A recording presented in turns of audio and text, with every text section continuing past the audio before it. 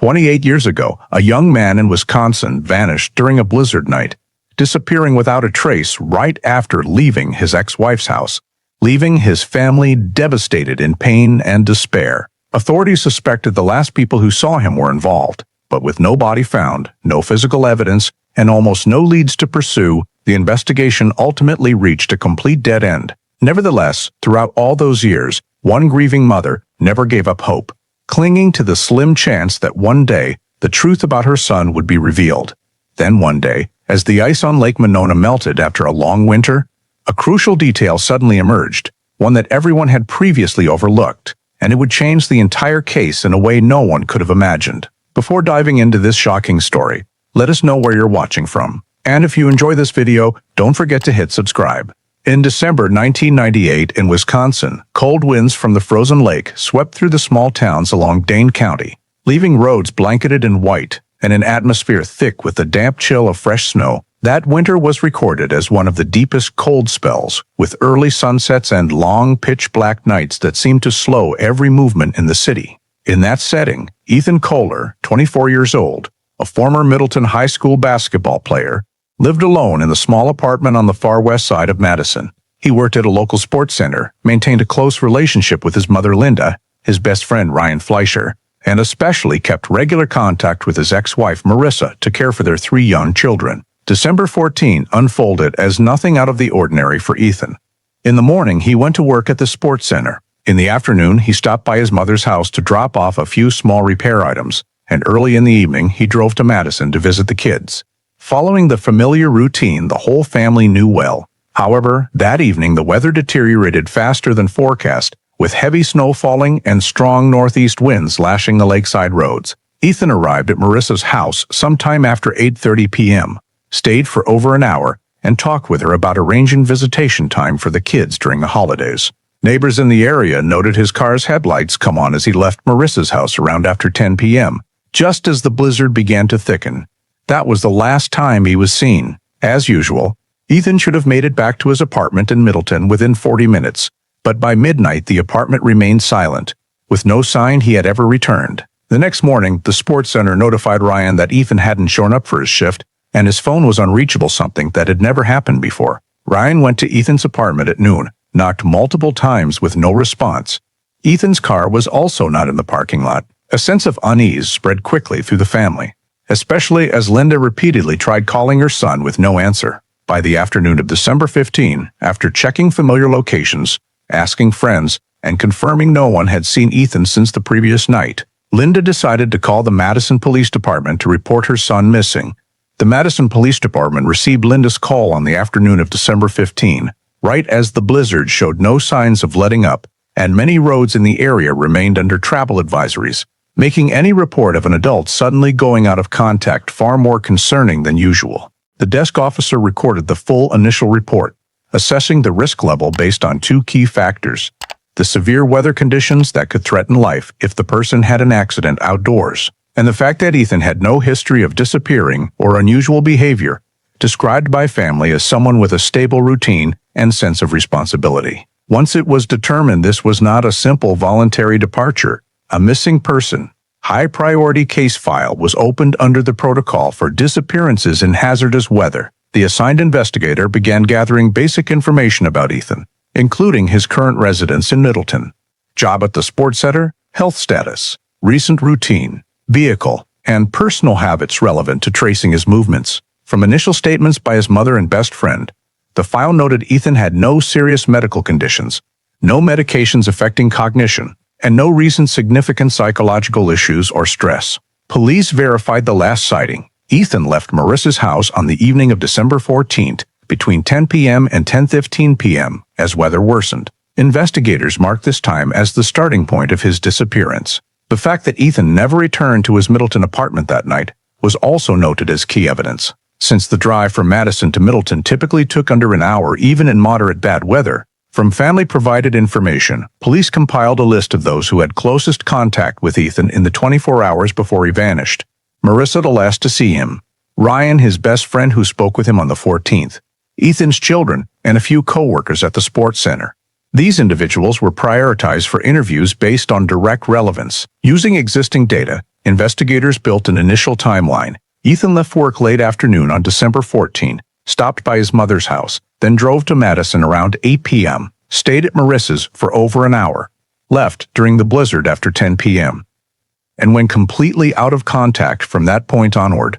Based on Ethan's usual travel habits and a familiar route between Madison and Middleton, police estimated his expected arrival home before 11 p.m. However, his failure to appear at his residence, answer calls, or show any activity afterward created a prolonged gap in the timeline, requiring further verification steps to determine whether the victim had intentionally deviated from his usual route or met with an unintended incident. All collected data was entered into the Madison Police Department system, officially marking the start of the missing person investigation amid increasingly adverse weather and a rapidly shrinking window for finding the victim alive. Right after completing the missing person file and establishing the initial timeline, investigators moved to the next step, interviewing witnesses with direct relevance to Ethan's final movements. Starting with the last person to see him on the night of December 14, Marissa was contacted and agreed to meet police at her home, where Ethan had visited before disappearing. In the interview, she described the meeting as normal, mainly focused on discussing holiday visitation schedules for the children and some lingering financial matters between them. According to her, Ethan left the house sometime after 10 p.m., driving away in heavy snow, but appearing alert and showing no signs of distress. When asked about Ethan's mood, Marissa said he seemed a bit tired after a long day, but displayed no particular stress or conflict during their conversation. Police recorded this as one of the key timeline reference points. After leaving Marissa's house, investigators turned to those closest to Ethan, starting with longtime best friend Ryan Fleischer. Ryan said he had seen Ethan at the sports center that afternoon of December 14, and Ethan mentioned nothing unusual. The two even planned to meet again over the weekend. Ryan insisted Ethan showed no signs of worry or stress, and his absence from work on December 15 was completely out of character. When asked if Ethan was facing any personal conflicts, Ryan only mentioned that coordinating childcare schedules sometimes led to arguments between Ethan and Marissa, but in his view, these were typical family disagreements, nothing serious. Investigators also interviewed Ethan's mother, Linda, to add details about her son's schedule in the days leading up to the disappearance. She confirmed Ethan stopped by her house on the afternoon of December 14 to fix a door handle, chatted briefly, and left. She noticed nothing unusual. Ethan's spirits were completely normal. Linda also said Ethan had no habit of staying out late, rarely went anywhere after visiting the kids unless he had plans with friends beforehand. His failure to return home and not call anyone that night was unprecedented. After interviewing close witnesses, police expanded to neighbors around Marissa's house to verify Ethan's departure time. One neighbor 2 houses away reported seeing headlights come on sometime before 10:20 p.m. and hearing the engine running amid strong winds.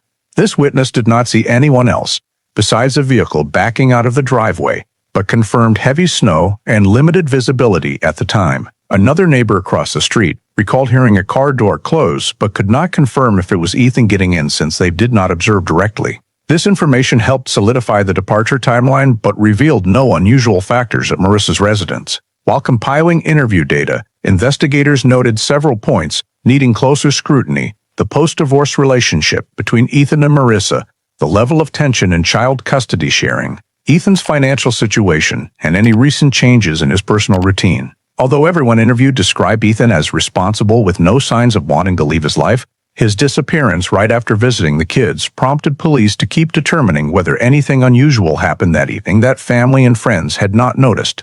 At the end of the initial interview phase, police compiled a primary witness list including Marissa, Ryan, Linda, the 2 neighbors near Marissa's house, and a few sports center co-workers. These were flagged by relevance to the pre-disappearance timeline.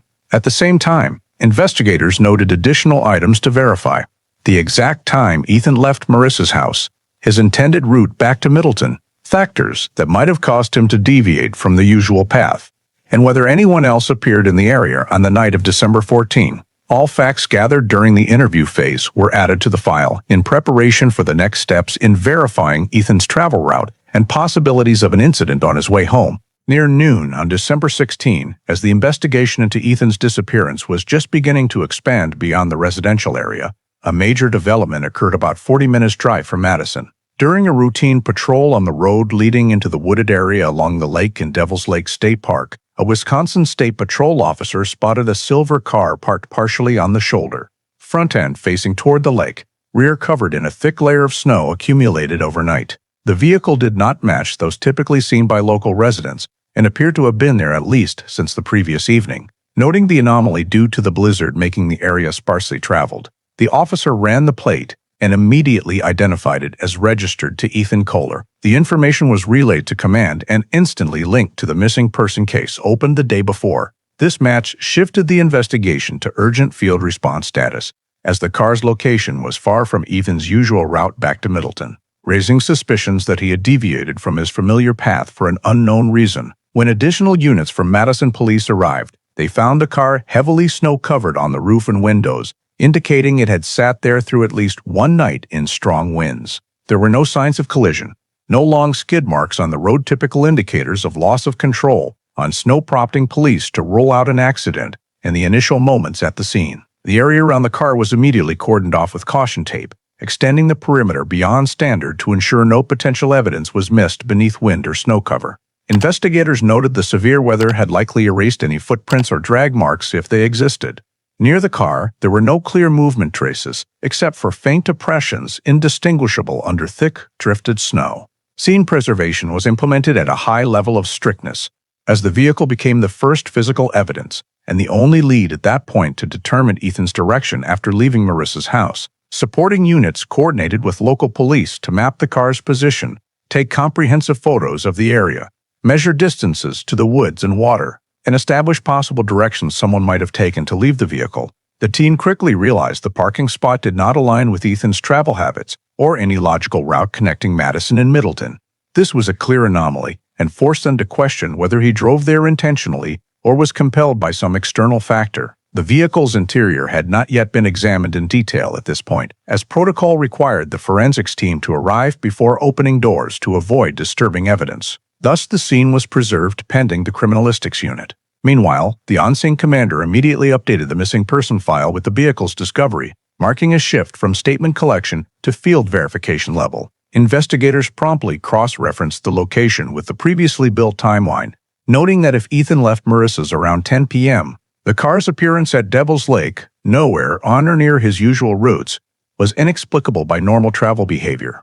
This new data elevated priority for surveying the surrounding area, and they began preparing to expand ground searches around the lakeside woods. At this stage, the case file was updated with a major advancement, confirmation of the victim's direct connection to a scene far from his residence and last known sighting, while indicating his disappearance route may have taken an unusual turn right after leaving his ex-wife's house. The car abandoned in the blizzard became the focal point of the investigation and the basis for expanding field verification according to high-risk missing person protocols. When the forensics team arrived at the scene in the early afternoon, they began a systematic examination to document all features related to the vehicle and surrounding area, as this was considered the most critical anchor point in Ethan's final movements after leaving Marissa's house. The car was recorded as parked crookedly near the road edge, front-facing toward the distant woods and lake, while the rear was covered in snow accumulated throughout the previous night. The tires were slightly sunk into the packed snow, but left no long skid trails, suggesting the vehicle did not lose control before stopping and was more likely parked deliberately. However, the anomaly was its location not matching Ethan's usual travel and far from any traffic routes, raising questions about whether the driver intentionally stopped there or was forced to. The forensics team measured distances from the car to the forest edge, snow depth around the wheels, and prevailing wind direction over the preceding hours. According to weather reports for the night of December 14 and early morning of the 15th, the area experienced strong northwest winds with heavy dry snow, erasing nearly all ground traces within just a few hours. This was confirmed by forensics observing the surrounding snow surface: no footprints, no drag marks, no faint grooves indicating movement of people or objects near the car. The entire surface was a flat, wind-blown blanket of snow, making physical trace following nearly impossible. After documenting environmental conditions, the team examined the vehicle's exterior. All 4 doors were securely closed, with no signs of forced entry or heavy impact. Windows were intact, no cracks or shards, ruling out vandalism. The driver's door handle had slightly less snow than other areas, but not enough to confirm recent contact, as continuous snowfall could have covered or equalized any marks. They noted wiper positions, snow buildup on the windshield, and observed the vehicle appeared to have been shut off shortly after stopping. since no residual engine heat remained under the snow layer fully consistent with at least 10 hours since abandonment. When opening the car doors under strict evidence control procedures, investigators checked the interior but found no obvious disturbance. The driver's seat was adjusted to Ethan's height. Gear and park, keys not in the ignition. Common items like a gym bag, spare jacket, and personal documents remained on the back seat and in compartments. No signs of struggle or foreign objects inside the vehicle. But the absence of keys was noted because it meant someone took them when leaving the car, or Ethan carried them with him before exiting. Closer inspection showed no unusual moisture inside, indicating the doors were not opened during the blizzard after the car stopped. This reinforced the assessment that any exit from the vehicle, if it occurred, happened immediately after stopping, before snow fully covered it. The forensics team moved to the surrounding area to search for signs of which direction the victim may have left, but thick snow and flat terrain made it difficult. Some slight depressions in the snow were probed with rods and thermal imaging to check for old impressions, but no conclusive evidence confirmed footprints. Hours of strong winds had blurred or erased all surface signs. Investigators attempted to estimate possible directions by considering natural paths and distances from car to forest edge, but lacked physical basis to indicate which way the victim went, or whether he left willingly or was led away. At higher points near the car, search teams also checked for dropped or discarded objects, but beyond the pristine snow, nothing additional was found. All documentation led to the same conclusion. Weather conditions had erased nearly every movement trace, leaving the car as the only remaining on-site clue without any identifiable direction of departure from this location. At the end of the examination, the team updated the report. The vehicle's position did not align with reasonable travel routes, no unusual wear on the car, no interior struggle signs, and the surrounding environment preserved no usable traces. These conclusions forced them to broaden hypotheses about where the victim may have gone after leaving the car, or how the vehicle ended up in this area. Right after completing the on-scene examination of the vehicle and finding no direct traces indicating Ethan's direction of movement, the investigative team shifted focus to reviewing all communication data from the area at the time of the victim's disappearance, particularly the emergency calls recorded during the night of December 14 into the early morning of December 15. The Dane County 911 Dispatch Center provided the full log of all incoming calls between 10 p.m. and 2 a.m., the time frame considered to overlap with the final leg of Ethan's possible journey. In this list, one short, nearly incomplete call recorded at 00:14 a.m. on December 15 immediately drew attention because it aligned almost perfectly with the estimated time Ethan left Marissa's house to drive back to Middleton. The call lasted only a few seconds before the signal cut off, with no caller identification, no location description, and no clear spoken words transmitted to the dispatcher. The system log only captured background noise including strong howling wind, an unclear scraping sound, and intermittent disruptive static like light equipment impact. Because the night of December 14 was during an ongoing blizzard, many emergency calls suffered audio interference or signal loss, so at the time this call was classified as insufficient information, unidentified caller, and not forwarded to patrol units. However, in the current context with the victim's vehicle found in a remote location, and Ethan disappearing within the time frame matching this 911 log, investigators were compelled to consider the possibility that the call was directly related to an incident involving him. The technical team began reanalyzing the audio. Despite the low recording quality and heavy wind interference, they attempted to identify any sounds that could indicate body movement, impacts inside the vehicle, or other noises potentially linked to an emergency situation. Although the exact content could not be decoded, they noted the following characteristics: the level of audio noise consistent with weather conditions at Devil's Lake during the same time frame, wind intensity typical for the area based on meteorological data, and the frequency of interrupted breaking sounds matching scenarios of a caller in motion or in a weak signal area. There was no conclusive proof this was Ethan's call, but all timing parameters fell within the window when he should have been en route to Middleton, making random coincidence unlikely. Cross-referencing the timing showed that if Ethan left Marissa's house after 10,000 p.m. and encountered trouble along the way, he could have reached the vicinity of Devil's Lake or been brought to a nearby area between 11,000 p.m. and 0015 a.m., aligning with the recorded 911 call timestamp. To further assess the connection between the call and the victim's journey, investigators retrieved 1998 telecommunications coverage maps for the area, to determine which cell tower might have handled the mobile signal. Although technology at the time did not allow precise location tracking based on the network of towers in Dane and Sauk counties, it could be inferred that the 911 call was received by a tower near the eastern boundary of Devil's Lake, consistent with the area where the vehicle was found. Combining the elements of time signal reception, location, weather conditions, the investigative team reached a preliminary assessment that the call had a high probability of originating from inside the vehicle's cabin or very close to the vehicle's discovery site. This formed a temporary logical chain. Ethan left Marissa's house, traveled during the blizzard, entered the signal coverage area of the lake region around midnight, and an emergency call was placed at that exact moment. In the absence of on-scene traces and direct witnesses, the 911 call became a key piece of evidence filling a gap in the timeline. Investigators added this call to the file as a critical timestamp, linking the departure from Marissa's house to the abandoned vehicle's location.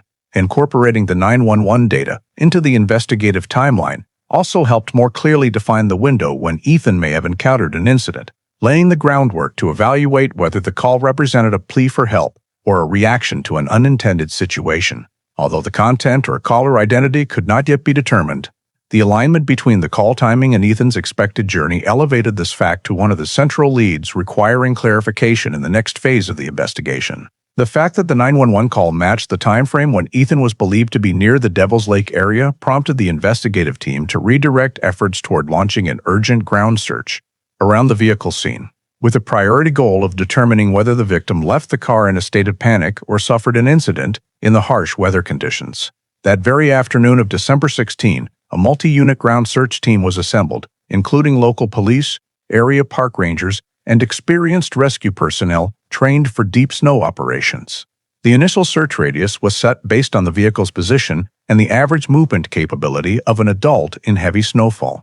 Estimated at 500 to 800 meters from the parking spot, the surrounding terrain, sparse pine forest, rocky crevices, and paths leading down to the lake required careful force deployment to avoid missing any possible direction of travel. At the same time, 2 K9 teams were brought to the scene in an effort to detect any residual scent from Ethan. One team started from the vehicle's location, while the other began from a trail heading deeper into the woods.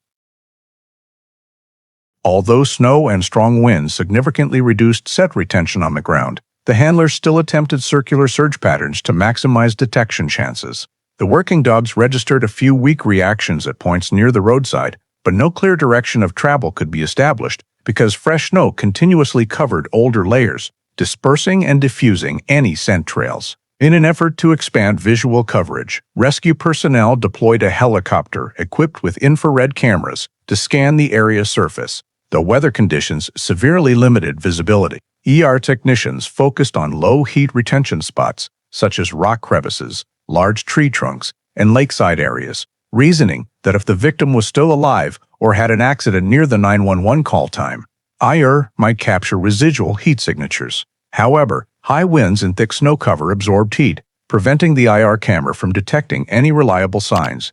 The helicopter had to operate at a safe altitude to avoid gusts, reducing image resolution and limiting detection of small ground heat points. Nevertheless, the imaging data was archived for later detailed analysis in case any overlooked details emerged. Ground search teams continued expanding in fan-shaped patterns, forming parallel search strips to ensure no area within the defined radius was missed. Participants mark-checked locations on maps and noted hazardous terrain features such as deep crevices or fragile ice sections. Over many hours of operation, no personal items, footprints, depressions, or any signs indicating Ethan had moved away from the vehicle in a specific direction were found. Thick snow and strong winds continued to complicate the search. Any footprints left from the previous night, if they ever existed, had been completely erased. Additionally, the area around Devil's Lake was quite expansive with numerous natural paths leading into the woods, forcing the team to extend the distance beyond the initial zone, despite knowing that extreme cold drastically reduced survival chances after several hours if the victim became disoriented or injured.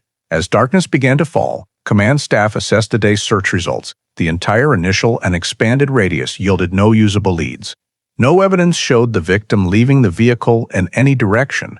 No personal items were found on the ground, and combined K9 and IR data provided no clear starting point to follow. The absolute silence of the scene, combined with thick snow blanketing every potential sign, led the investigative team to note that the search area was too vast, and environmental conditions had nearly eliminated all possible evidence. The end-of-day report was updated in the file, confirming that the initial search phase produced no specific results, and that the vehicle remained the only identified clue in Ethan's final journey before disappearing. After the emergency search phase yielded no physical traces to determine Ethan's direction of movement, the investigative team returned to traditional but essential methods: in-depth re-interviews of witnesses already in the initial file to re-examine all statements and uncover any anomalies possibly overlooked in the first round. The first person recalled was Marissa, as she was the last to have direct contact with Ethan before his disappearance. In the second interview, investigators asked Marissa to describe the December 14 evening meeting in greater detail,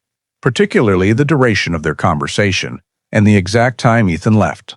A notable change emerged. While in the first interview she said Ethan left sometime after 10:00 p.m., this time she estimated closer to 10:30 p.m., attributing the difficulty and precise recall to the blizzard. When questioned about the reason for the timing change, Marissa explained that she had reconsidered and believed the conversation lasted longer than she initially remembered. Though the explanation seemed superficially reasonable, this shift created a significant enough time discrepancy to impact the entire movement timeline for Ethan. Investigators recorded the change as a detail requiring further verification, since time ambiguity often signals inconsistency or intentional adjustment of a statement to fit a particular narrative. The next person re-interviewed was Ryan Fleischer.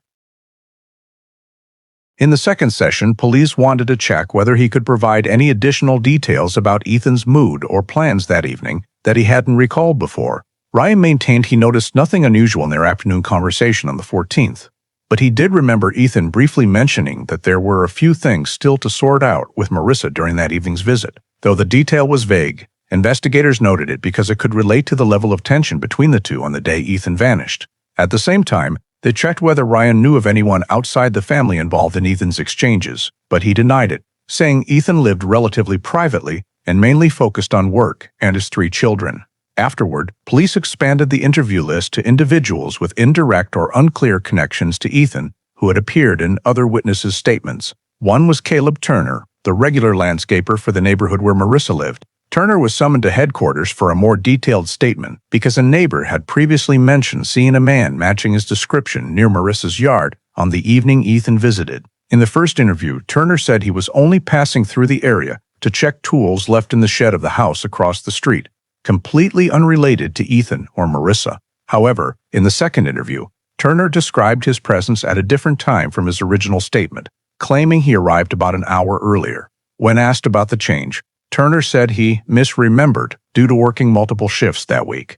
This timing shift caused investigators to flag his statement for further verification, especially since the reported position aligned with the time Ethan was in the area. In addition to Turner, police interviewed 2 of Ethan's co-workers to clarify whether he had shared anything unusual before the evening of his disappearance.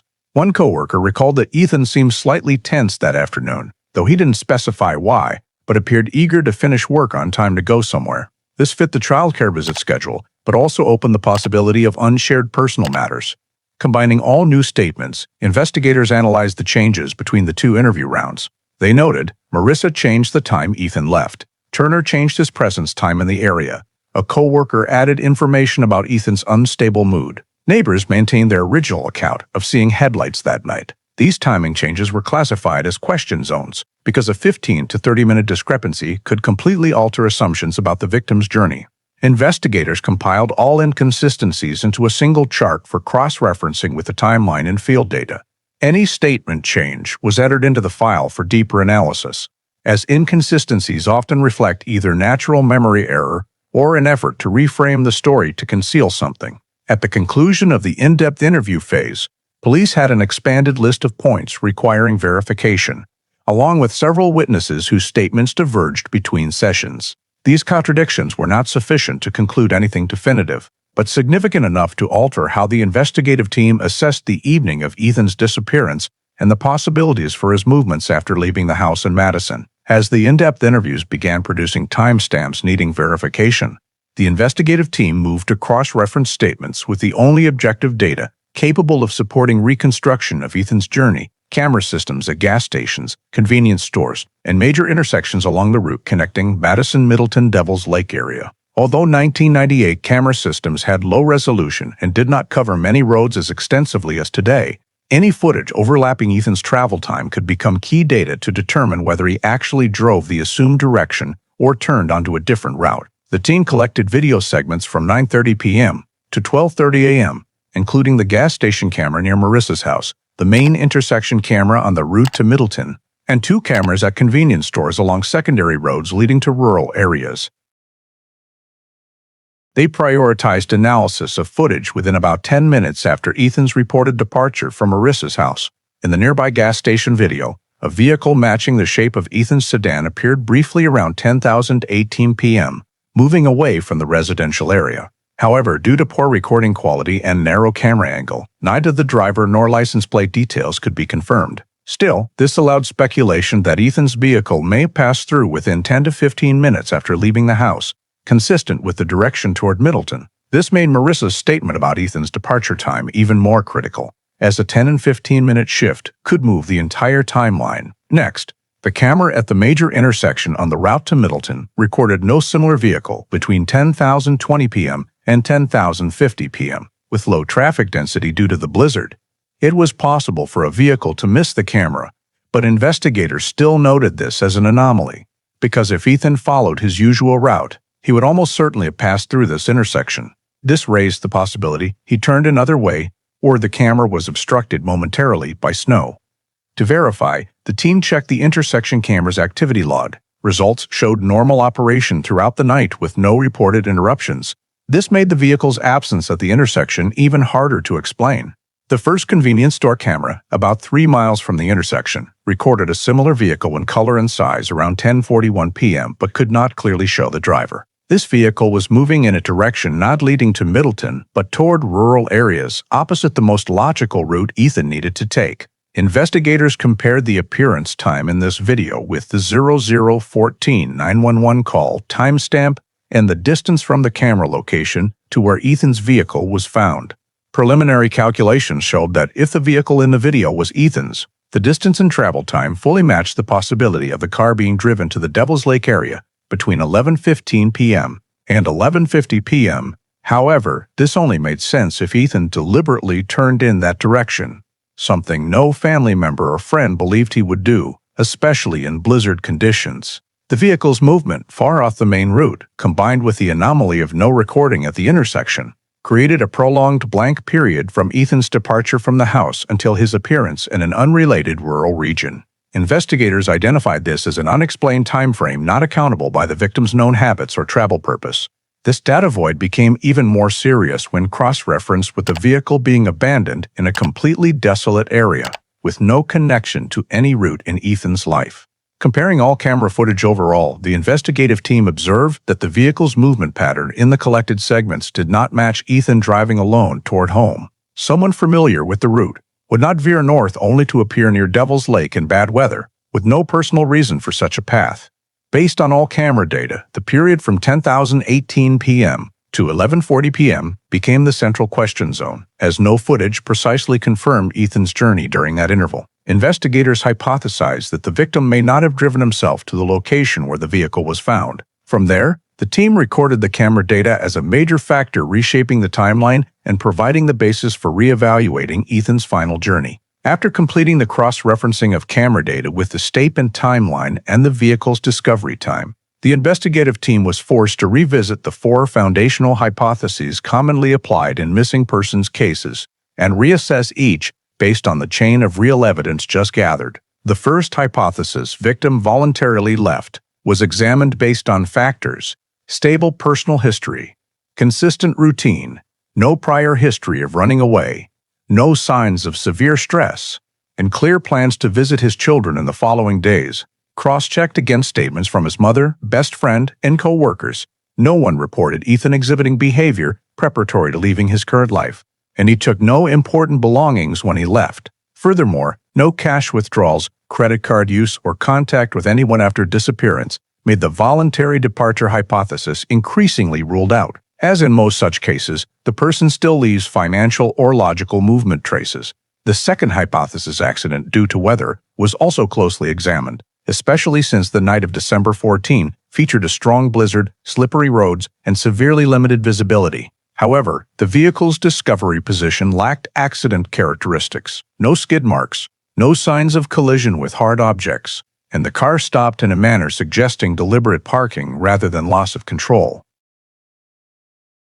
Additionally, the road Ethan should have taken to Middleton did not lead to the area where the vehicle was found. To evaluate accident potential, the team examined the terrain structure around the vehicle and noted no steep drops, slide pits, or any features that could cause the car to veer off course. Moreover, camera footage did not show the vehicle straying due to weather, but instead appearing on a route completely unrelated to the trip home. These analyses made the natural accident hypothesis lack foundation. The third hypothesis, victim, attacked or taken elsewhere, was considered based on facts: sudden disappearance, vehicle in an unfamiliar location, suspicious timed 911 call, and inconsistent witness statements.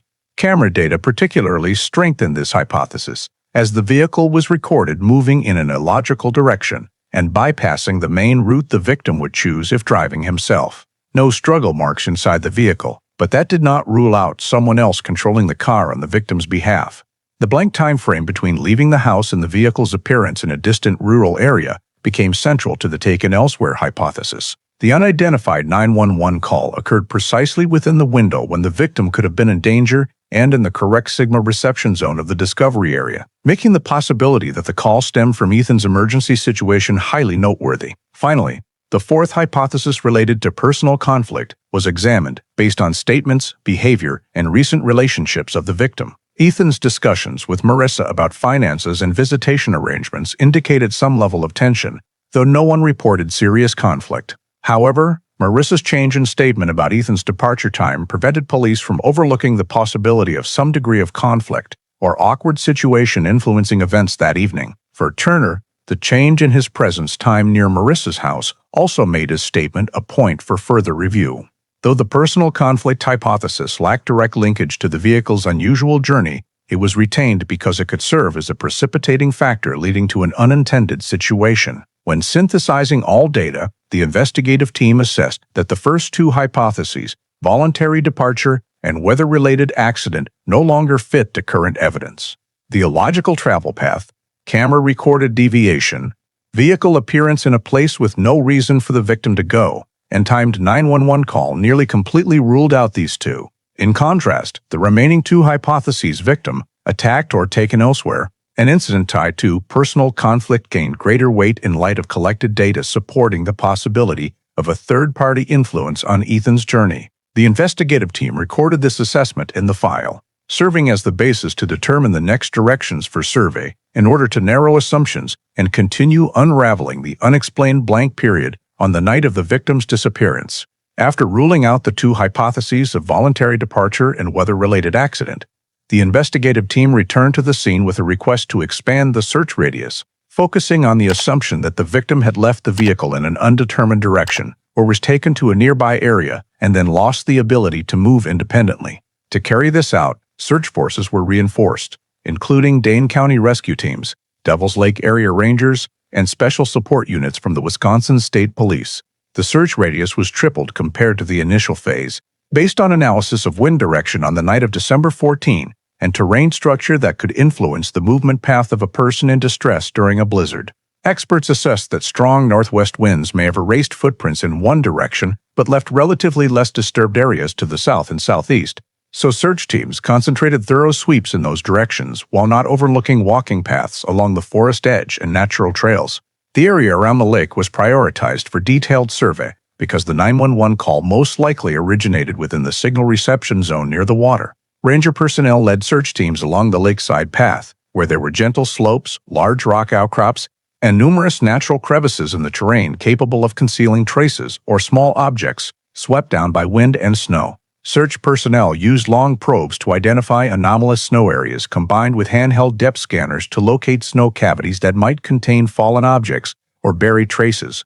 Nevertheless, every checked segment yielded empty results. No distinguishing depressions, no personal items, and no signs indicating anyone had passed through the area after snow accumulation. In rock crevices near the forest, rescue teams used safety ropes and high-powered spotlights to inspect each gap, as these were places where a distressed person might fall or be swept by strong winds. However, thin ice layers on rock showed no suspicious friction marks, and direct cold winds blowing through the crevices swept away all surface traces. These observations further reinforced the conclusion that if any movement activity occurred here, it took place before thick snow blanketed the ground and before strong winds swept through the area, erasing all physical signs. Search forces also enhanced equipment, including portable infrared binoculars, helmet-mounted cameras for low-light observation, and long-range communication systems to coordinate teams moving deep into the forest. One specialized team moved along ranger trails where snow was less deep than lakeside areas, hoping to find any early signs that the victim had attempted to find a way back to populated areas. But as in other zones, they found only evenly thin snow cover with no suspicious interruptions on the surface. Meanwhile, the underwater team, along the lake shore, used ice surface probing equipment to determine whether any cracks dated to the time of the victim's disappearance. Ice in some sections showed natural cracks due to temperature changes, but no signs of heavy objects breaking the surface or falling through, ruling out the possibility of the vehicle or person plunging into the lake during the blizzard night. Despite hopes of finding biological traces, such as torn fabric, frozen blood, fiber marks, the search team obtained absolutely nothing. All small-sized potential evidence could have been blown away by snow or buried too deeply for current tools to detect. K-9 teams continued deployment in the expanded search phase, but the situation was no more promising than before. Human scent retention on snow surfaces in strong wind environments was poor, and K-9s only registered weak signals at positions near the vehicle, consistent with initial phase data and offering no help in expanding or narrowing the search area. By the end of the second search day, the consolidated report sent to Command Center confirmed that the much larger search radius still produced no valuable biological signs or physical evidence. Search teams concluded that if the victim had ever left the vehicle in any direction, traces were almost certainly erased by weather conditions during the extended period between the disappearance night and vehicle discovery. This was recorded in the investigative file as an objective factor, severely limiting the ability to follow Ethan's trail, while reinforcing the assessment that the natural scene could not be relied upon to determine the distance he traveled, or whether he left the vehicle voluntarily or under external influence. When expanded field searches still yielded no usable traces, the investigative team shifted to examining administrative financial data, an indispensable step in missing persons cases to determine whether the victim had intentionally left everyday life. Retrieval of Ethan's complete bank transactions for the 2 weeks before and after the disappearance date was conducted first. His financial records showed regular, consistent transactions, mainly involving purchases of essentials, spending on his children, and payments for fixed expenses like rent and car insurance. There were no unusual cash withdrawals, no unexpected large transactions, no signs of financial preparation for long-term travel, and no transactions appearing after the evening of December 14. Ethan's debit and credit cards were not used from the time he left Marissa's house, further confirming to investigators that he took no deliberate actions afterward. At the same time, the team requested carrier data for Ethan's phone number during the 72 hours surrounding his disappearance. Results showed his phone had only one outgoing call, the 911 call at 00142, followed by no further activity. No outgoing messages, no missed calls, no signs of the device powering back on after being off. The phone's complete silence over many days was abnormal and indicated the device was suddenly powered off or damaged on the night of the disappearance. This matched the fact of the 911 call abruptly losing signal, reinforcing the assumption that the caller, likely Ethan, was unable to complete the call. To rule out Ethan leaving the state or moving to another region, investigators scanned federal traffic control data and contacted police agencies in neighboring states. No reports recorded Ethan's license plate at toll booths or traffic cameras outside Wisconsin. Since the vehicle was found near Devil's Lake, logic suggested that if Ethan left the state, he would have done so by other means, but no financial or communication data supported this possibility. Police also reviewed hotel registration lists, bus tickets, train or plane tickets in the area, but found no information matching Ethan's identity. These points strongly reinforced the hypothesis that he did not leave the community without notice, much less prepare for long-distance travel. In addition to finances and communications, the team examined pre-disappearance behavioral factors. Ethan had not packed belongings at his apartment, taken no important documents or personal items beyond those found in the vehicle, and left no messages for family. This was completely contrary to cases of adults voluntarily leaving residents, who typically leave clues or exhibit preparatory behavior. Additionally, the team contacted Ethan's employer to confirm no signs of declining work performance or internal conflicts recently. The obtained report showed he attended work regularly and had plans to participate in a community event over the weekend, reflecting that Ethan had no personal or psychological reason to want to distance himself from work or community.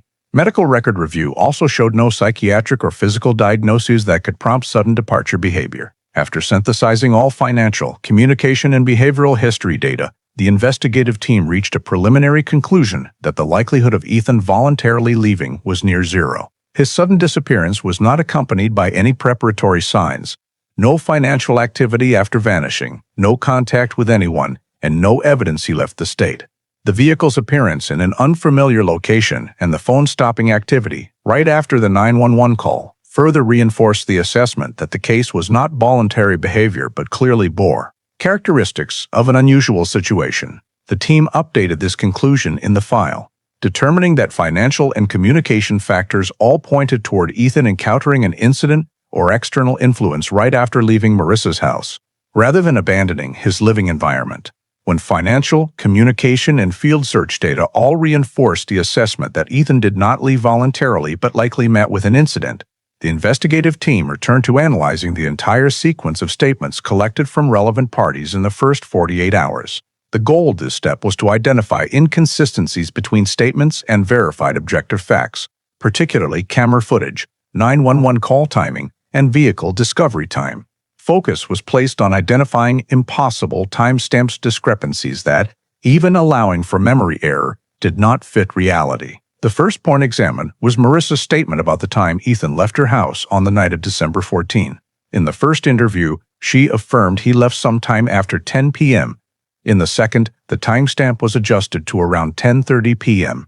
However, the gas station camera less than 5 minutes' drive from Marissa's house recorded a vehicle resembling Ethan's at 10:18 p.m. If the camera vehicle was indeed his, this meant Ethan left Marissa's house earlier than she stated, or the camera captured an unrelated vehicle, but given sharply reduced traffic density due to the blizzard and the residential area having only one main road leading to the gas station, the coincidence in timing and vehicle made the likelihood of the camera recording Ethan's vehicle highly compelling. This made Marissa's statement about his departure time harder to trust, because even as she misremembered by no more than 5 and 10 minutes, the 15-20-minute discrepancy remained unreasonable with actual travel. The second point checked was Turner's statement, the landscaper who appeared near Marissa's house on the evening of the incident. In the first interview, Turner said he only stopped briefly in the area around 8:00 p.m. to check tools. But in the second interview, he claimed he arrived an hour earlier and left before heavy snow fell, cross-referenced with neighbors' statements about seeing a strange man passing through the yard right before Ethan's arrival. Turner's timing adjustment highlighted a contradiction. If he left the area before 1900 p.m., how could someone see him around 8:45, 1900 p.m.? Moreover, cameras at the same time in the neighborhood did not record Turner's vehicle leaving the area, increasing suspicion that his statement did not accurately reflect events.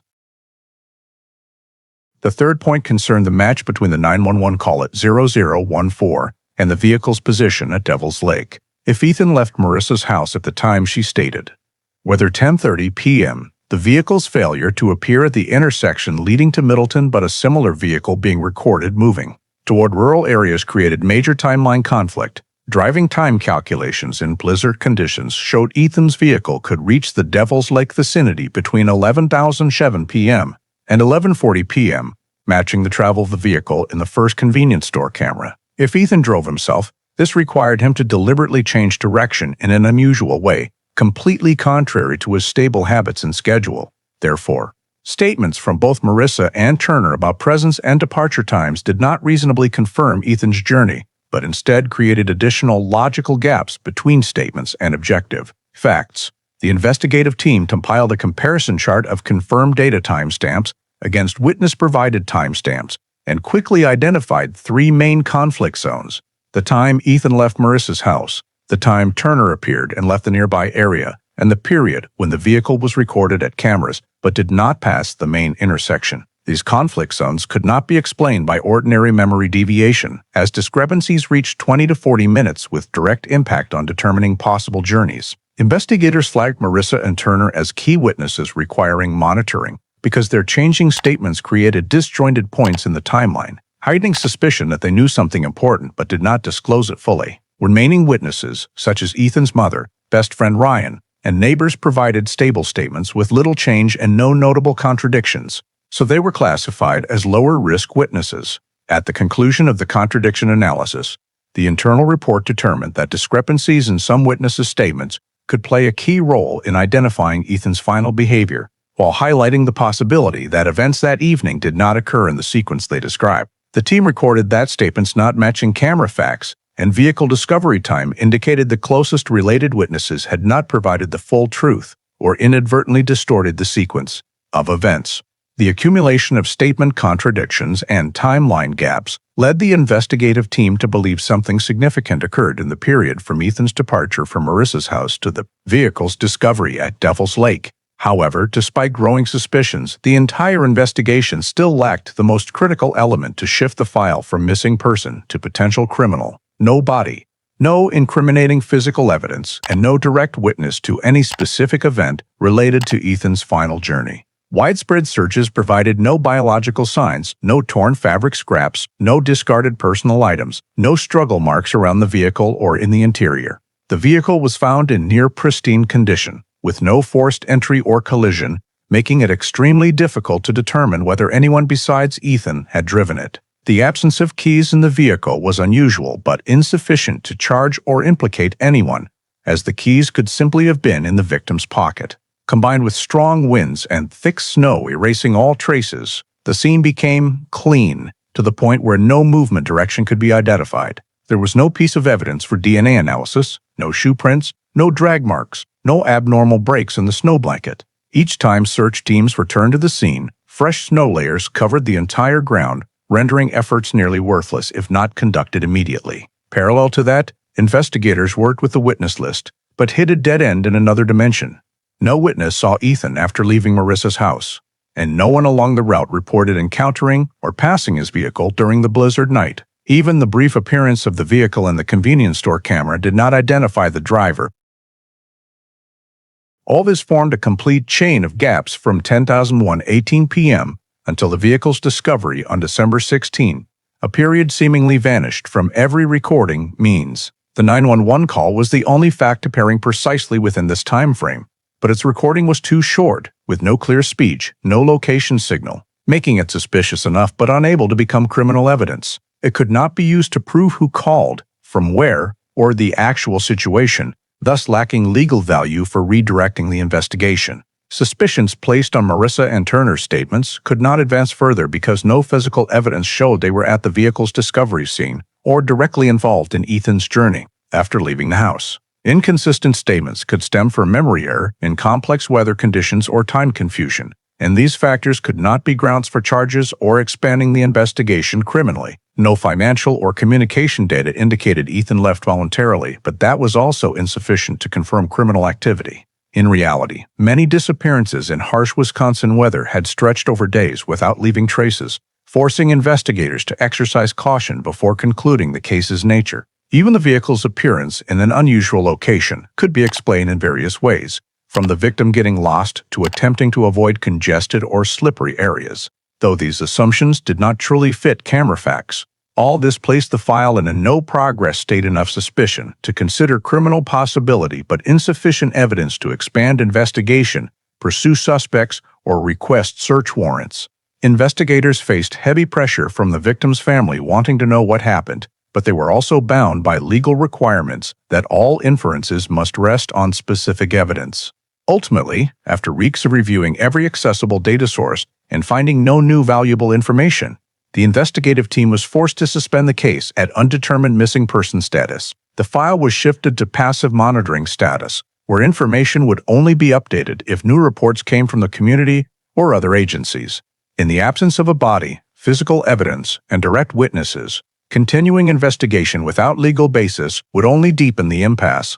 forcing authorities to await a new sign that could unlock the remaining chain of events from the night of December 14, 1998. When the official investigation reached a point where further progress was impossible and no legal basis existed to continue deploying personnel or seeking search warrants, the Madison Police Department was forced to transfer Ethan Kohler's missing person file to long-term archival storage per regulations for cases without LED's cold case.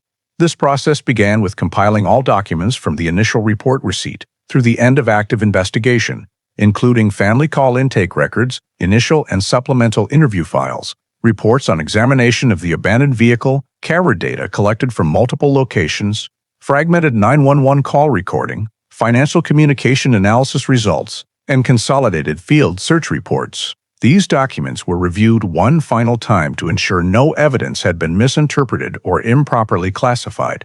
The 911 call audio recording, despite poor quality and insufficient to identify content or location, was preserved intact and backed up on redundant media because it was one of the few real-time facts recorded precisely at the victim's disappearance time. Similarly, vehicle scene photos, technical scene investigation reports, and all forensic files were encrypted and stored in the central record system to ensure they remained usable if analysis technology advanced. Each witness's statements were archived in pairs first interview record and supplemental interview to facilitate future cross-referencing if the file were reopened. Contradictions in Marissa and Turner's statements were flagged with annotation tags in the electronic file, but at that time, they still lacked sufficient weight to be considered criminal factors. After completing collection and sealing of all documents, the main file was officially transferred to the Madison Police Department's Cold Case Management Unit, which stores long-pending cases without leads.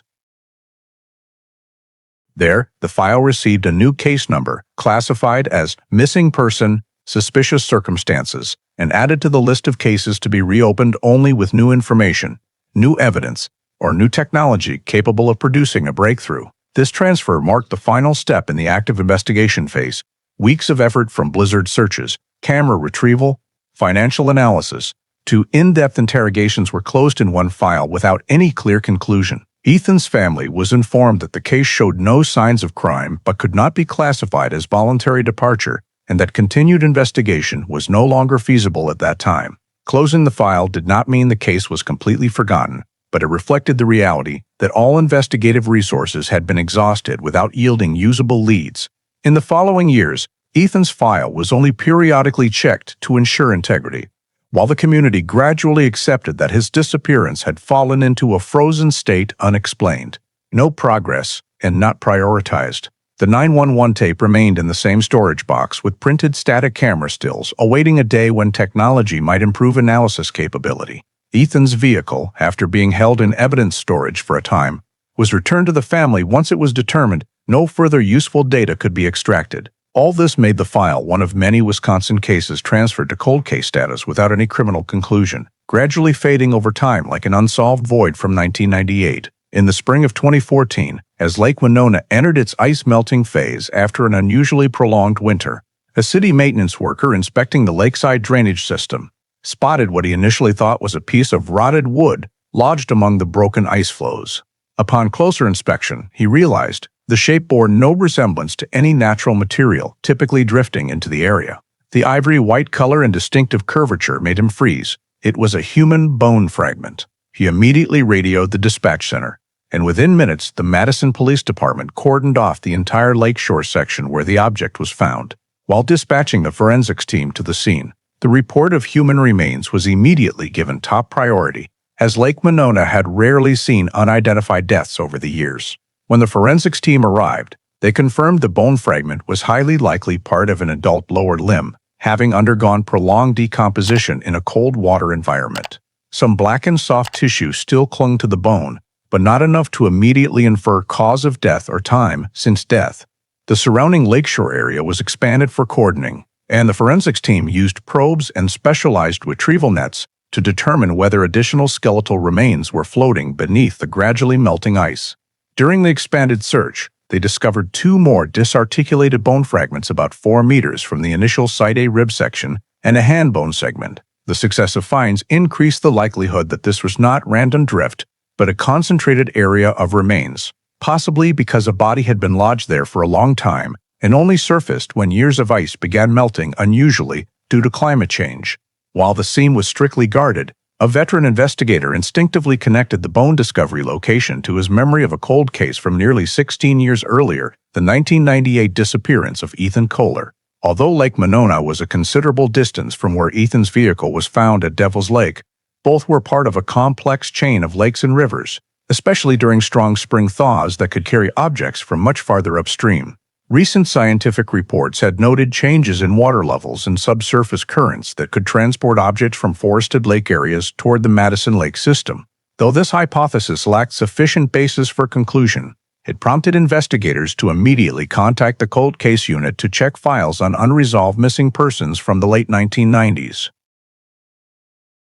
Meanwhile, the forensics team continued collecting bone samples according to standard procedure. Each fragment was labeled, placed in individual storage containers, and photographed in situ before removal. The technical team created a preliminary 3D laser model of the terrain to accurately record bone positions in case water movement displaced them during further melting. This allowed assessment of whether the fragments were clustered due to common origin or random current action. In the preliminary report sent to headquarters, the forensics team confirmed the bones belonged to an adult, not elderly, with signs of long-term water erosion. This led them to quickly cross-reference with Wisconsin missing persons cases without bodies from 1995 to 2005. In that list, Ethan's case stood out due to its notoriety at the time, and because he was a healthy young middle-aged man when he vanished. Additionally, preliminary analysis of bone thickness and lower limb structure did not rule out compatibility with someone of Ethan's build. On the ground, search efforts continued expanding along the lakeshore in both east and west directions. A drone was deployed for overhead aerial photography, focusing on large breaking ice sheets that might expose objects trapped on the lake bottom. Cold water dive specialists were mobilized but could only operate in fully thawed areas due to hazardous weather. In one brief dive, they recovered a dark fabric piece snagged in submerged grass but could not yet determine if it was clothing or floating debris. This item was retrieved along with the bone fragments for later analysis. As the scene gradually expanded, media began receiving reports of human remains discovered, but police declined to confirm any link to the 1998 disappearance. Internally, however, the appearance of human bones at a major lake in downtown Madison, just a few miles from where Ethan lived, was regarded as a serious lead worth pursuing. Analysis maps were cross-referenced with the 1998 vehicle discovery site, and though the geographic distance was significant, the indirect connection through the water system increased the value of the hypothesis that remains could have been transported over time. By the end of the first day, the scene was fully sealed to prevent public access, while the bone fragments were transferred to the lab for identification. For investigators who had worked Ethan's 1998 case, the coincidence of spring thaw timing and remains surfacing reopened a question they had carried for nearly 2 decades. Could this be the first piece capable of unlocking Madison Police Department's longest frozen case? At the Wisconsin State Crime Lab, the bone fragments recovered from Lake Monona were received under priority protocol, as any remains found within city limits had potential ties to long-standing missing persons cases. The first step by the examination team was to classify the bones to determine if they belonged to the same individual. The lower limb bone, rib fragment, and hand bone segment were placed on a specialized measurement table, comparing erosion levels, color, mineral density, and porosity characteristic of prolonged water submersion. All samples showed consistent demineralization and edge erosion patterns from fast-flowing cold water, allowing forensics to conclude they originated from the same adult individual. Next, the morphology team measured to determine sex, height, and age. The lower limb fragment, likely part of a tibia, enabled estimation of victim height using standard biological ratios. The calculated height range of 1.82 to 1.88 meters aligned remarkably with Ethan Kohler's recorded height in the file. The rib fragment showed curvature and thickness consistent with a healthy adult under 40, with no signs of osteoporosis or degeneration. These microscopic details were compared to Ethan's 1998 physical description, further increasing the probability the remains could be his. When the forensics team shifted to trauma analysis, they discovered 2 sharp-edged cracks on the lower limb bone surface with no natural erosion. Under microscopy, the fractures exhibited characteristics of forceful external impact, not pressure from ice or water currents. These were perimortem fractures, as bone edges showed no remineralization and retained the gray coloration typical of biological breaks rather than postmortem. This raised forensic suspicion that the victim suffered significant trauma immediately before death. The hand bone fragment also displayed a similar small crack, consistent with a reflexive shielding motion during an assault or direct frontal impact. These signs were carefully documented in the preliminary report as the first indication the victim's death was not natural. Parallel to morphological analysis, the DNA team began extracting genetic material from residual soft tissue on the hand bone and preserved marrow in the tibia. Though long decomposition in cold water heavily fragmented the DNA, experts used specialized PCR techniques for degraded samples to amplify viable segments. The resultant DNA profile was compared to archived reference samples from the cold case Ethan's blood sample collected during the initial investigation. When the genetic match reached 99.98% with the reference, the lab issued an official conclusion. The bone fragments recovered from Lake Monona belonged to Ethan Kohler. This was the first physical evidence in 16 years since his disappearance confirming the victim's fate. Alongside identification, the forensics team analyzed decomposition characteristics and mineral leaching in the bones to estimate time since death. Based on cold water decomposition models from prior studies and the degree of remaining soft tissue separation, they concluded the time of death very likely coincided with Ethan's disappearance in December 1998. The fragments show no post-mortem animal scavenging, and mineralization levels matched nearly 2 decades of aquatic exposure. Combining all factors: height, age, sex, trauma signs, DNA, and decomposition, the forensics preliminary report delivered a definitive conclusion. These remains were Ethan's, and he died shortly after disappearing. The perimortem fractures indicated the victim was likely subjected to violence inconsistent with a simple accident, though the exact cause of death could not yet be determined from the lower limb, rib, and hand fragments. The clear trauma evidence shifted what had been a frozen investigation into an entirely new direction. When the forensics conclusion reached Madison police, an internal notice was issued. Ethan Kohler's missing person case was no longer civil in nature, but had sufficient grounds to be reclassified as a criminal matter involving violence and possible third-party involvement.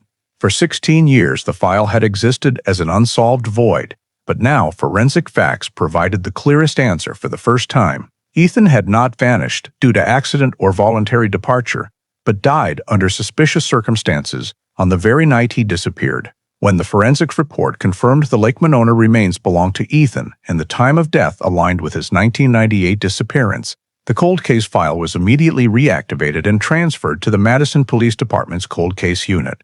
This specialized team handles long-dormant cases, where experienced investigators re-examine old data in light of new evidence. The first emergency meeting was held the following morning, attended by the cold case unit supervisor, forensic specialists, and records representatives. Objective: review the entire case, identify 1998 dead ends, and rebuild investigative direction based on current information. The original file included missing person intake reports, key witness statements, field search reports, camera data, the 0014911 call, and examination reports of the vehicle abandoned at Devil's Lake. All were brought to the table for re-examination from scratch. Now, under the confirmed assumption, Ethan died on the night of disappearance and could not have left the area under his own power. Investigators began reconstructing the timeline from the evening of December 14 to the morning of December 16, 1998. Camera data from the gas station at 10:18 p.m., the convenience store at 10:41 p.m., and the absence at the Middleton intersection were now viewed as links supporting the hypothesis that the vehicle was driven by someone else or under coercion. They paid particular attention to the vehicle's anomalous appearance on the rural-bound route, as this represented the largest deviation from Ethan's logical journey. Parallel to the timeline, the team re-examined all statements. Marissa's changed account of Ethan's departure time became prominent, especially since camera evidence implied he left earlier than she described. The timing discrepancy between her 2 interviews was no longer treated as memory error, but re-evaluated as possible concealment behavior. In supplemental interview notes, original investigators had flagged the inconsistency but could not pursue further without supporting evidence. Now, with confirmed death that night, all timing statements became critical. Similarly, landscaper Turner's statement his presence near Marissa's house was placed in the reanalysis group. At case opening, his presence lacked sufficient basis for suspicion. But in light of new facts, his timing change, combined with no camera recording his vehicle leaving the area as claimed, made his statement a link requiring re-examination. Neighbors who saw a strange man in the area near Ethan's visit time were added to the priority witness list for re-interview, as this could represent an intersection between victim and involved party. The 911 call was reanalyzed as central evidence. Previously too unclear for breakdown, it now represented Ethan's last sign of life. The abrupt cutoff and strong wind noise consistent with Devil's Lake conditions that night increased the weight of the hypothesis that Ethan attempted to call for help while in danger. Investigators re-examined raw signal location logs, not precise to the meter, but sufficient to show reception overlap with the vehicle discovery area. The distance between call reception and Monona bone discovery sparked debate. However, flow analysis noted that body transport or long-term movement through the lake system was entirely feasible. Focusing investigative direction, the cold case unit compiled a potential suspect list, not based on specific incriminating evidence, but on journey logic, opportunity for contact, and statement contradictions. The list included 3 groups. Group 1 last to see the victim. Group 2, those present near the area during matching timeframes. Group 3, indirect connections appearing in suspicious timing or statements. Though initially broad, the team prioritized those with direct ties and change statements, as such often reflected story adjustment efforts. To assist evaluation, a behavioral analysis team was consulted to review 1998 interview transcripts. Original investigators lacked basis for heavy pressure on witnesses, but in 2014, with confirmed deaf vague tones, defensive attitudes, or impatience in statements became elements for behavioral analysis. By day's end, the team completed a cold case file resynthesis, a redrawn timeline with objective data points, reclassified priority witnesses, the 911 call positioned centrally as Ethan's last living moment, and the new forensics report as the foundation guiding next investigative steps.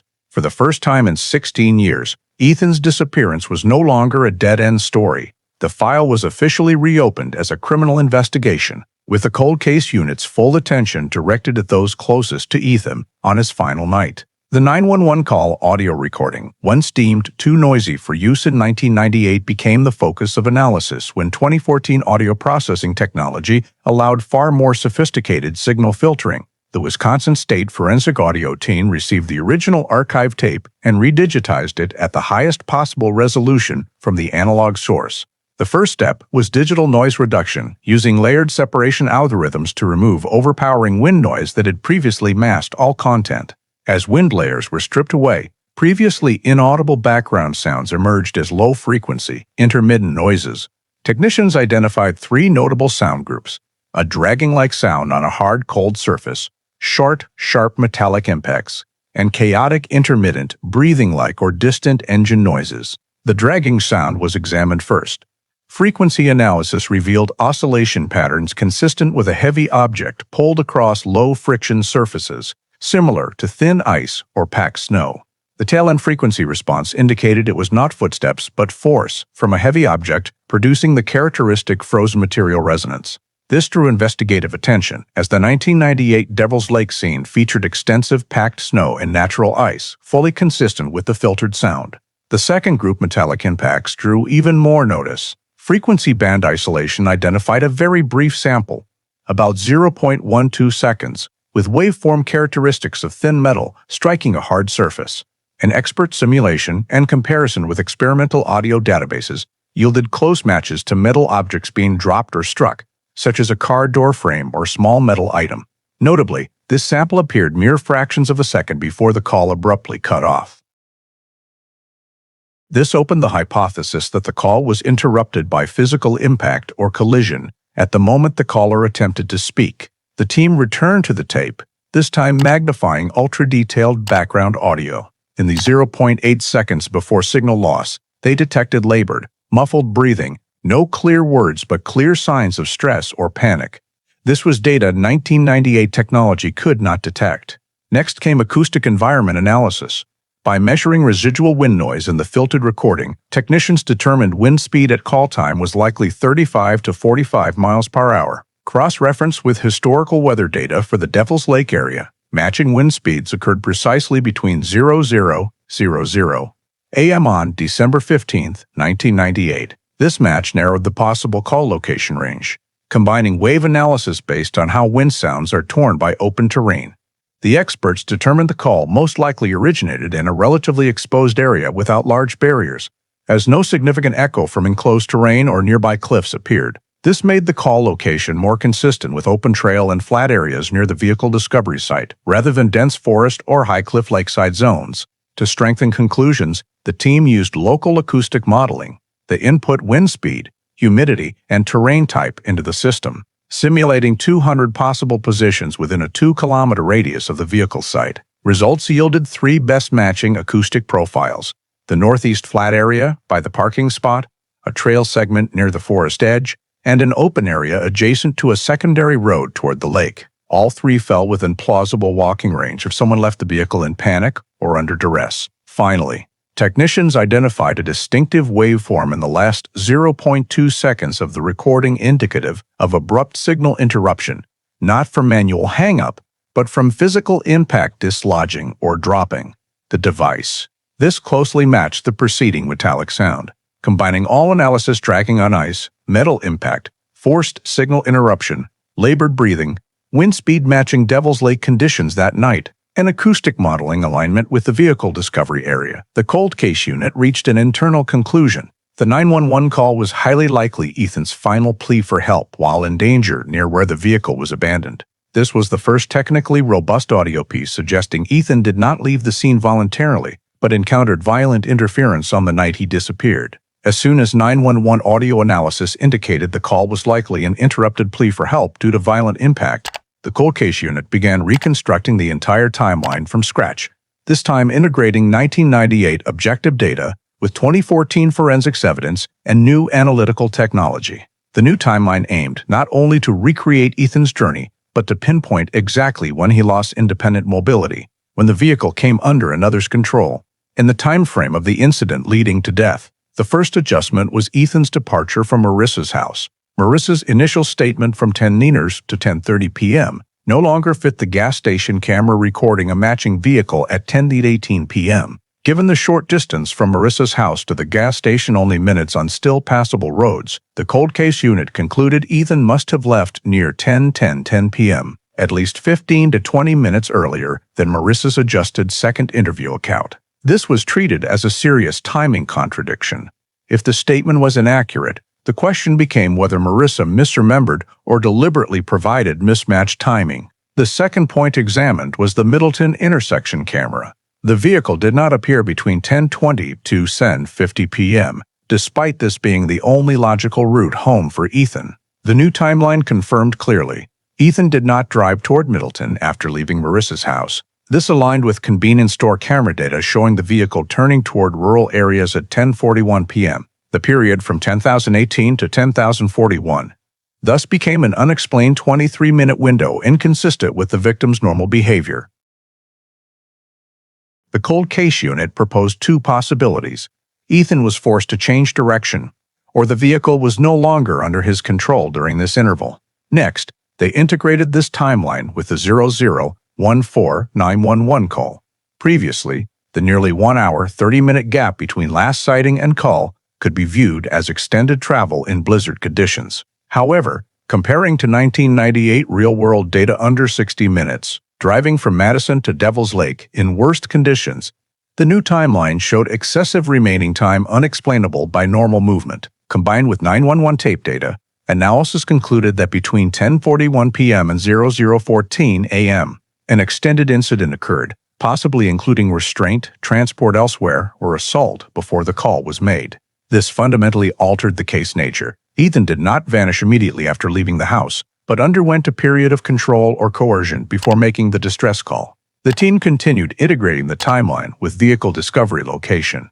The 1998 scene examination report showed deliberate parking, no loss of control, and no keys in the ignition. The vehicle's illogical stopping position, combined with metallic sounds and dragging in the 911 tape, reinforced the hypothesis that the driver at that point was not Ethan. Investigators concluded the new timeline completely ruled out the victim driving himself to Devil's Lake. They then incorporated forensics evidence. Monona remains showed perimortem fractures indicating violence before death inconsistent with accident hypothesis. Moreover, time of death aligned with disappearance night, confirming Ethan died before any opportunity to leave the Devil's Lake area. This led to a key conclusion. The 911 call was Ethan's final living evidence in the minutes before death or loss of resistance. Combining all facts, the new timeline formed as follows. 10:10 p.m. Ethan leaves Marissa's house. 10:18 p.m. camera records matching vehicle. 10:18 10:41 p.m. vehicle deviates from Middleton route. 10:41 p.m. onward driver possibly no longer Ethan. 11:02 p.m. 10 a.m. incident, confrontation, or coercion occurs near Devil's Lake area. 7:20 a.m. Dawn 11 call placed from terrain matching vehicle discovery site containing ice, wind, and impact sounds.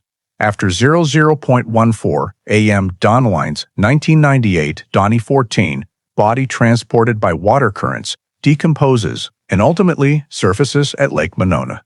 This timeline was not only data consistent but fully eliminated any voluntary action by the victim after 10:18 p.m.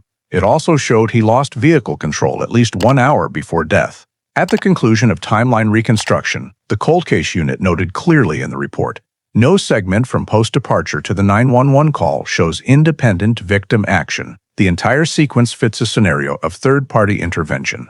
This formed the foundation for reclassifying the case as criminal rather than routine missing person. When the 2014 timeline was reconstructed with far greater accuracy than in 1998, the cold case unit began cross-referencing each old statement against the new chain of facts, and they immediately recognized that deviations once dismissed as insignificant at the time had now become glaring anomalies.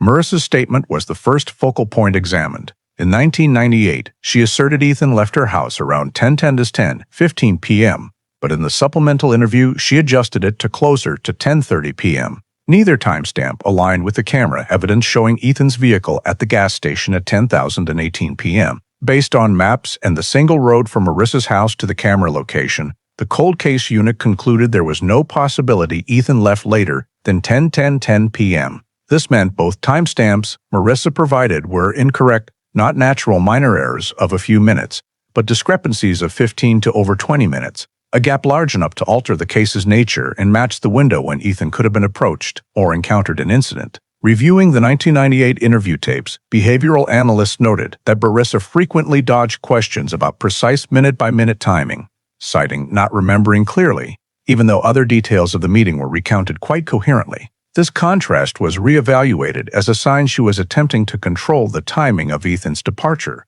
a detail that, by 2014, had become key to understanding the early phase of the case. Next came Turner's statement. In 1998, Turner claimed he was near Marissa's house around 18 a.m. to check gardening tools and left before heavy snow fell. But in the supplemental interview, he changed his account, saying he arrived an hour earlier and was unsure of his departure time. When the 2014 timeline required cross-checking these points against camera data and the vehicle's movement direction, Turner's discrepancy became evident. If Turner had left the area before 9:07 now, as he originally stated, then the neighbor's sighting of a strange man matching Turner's description around 8:45, 9:45 conjured 9 p.m. could not have occurred. On the other hand, intersection cameras recorded no corresponding vehicle for Turner leaving the area during the time frame he claimed, prompting investigators to question whether Turner actually departed when he described. When the cold case unit reviewed the full 1998 records, they realized that at the time, without criminal evidence, minor contradictions in Turner's statement were deemed insufficient weight for deeper probing. But with 2014 facts especially, that Ethan never had the opportunity to drive himself after approximately 10:18 to 10:25 p.m. Turner's presence near Marissa's house at the same time as the victim began to emerge as a noteworthy intersection point. The neighbor witness would vaguely reported a strange figure moving near Marissa's yard around 8:45, 9:00 p.m.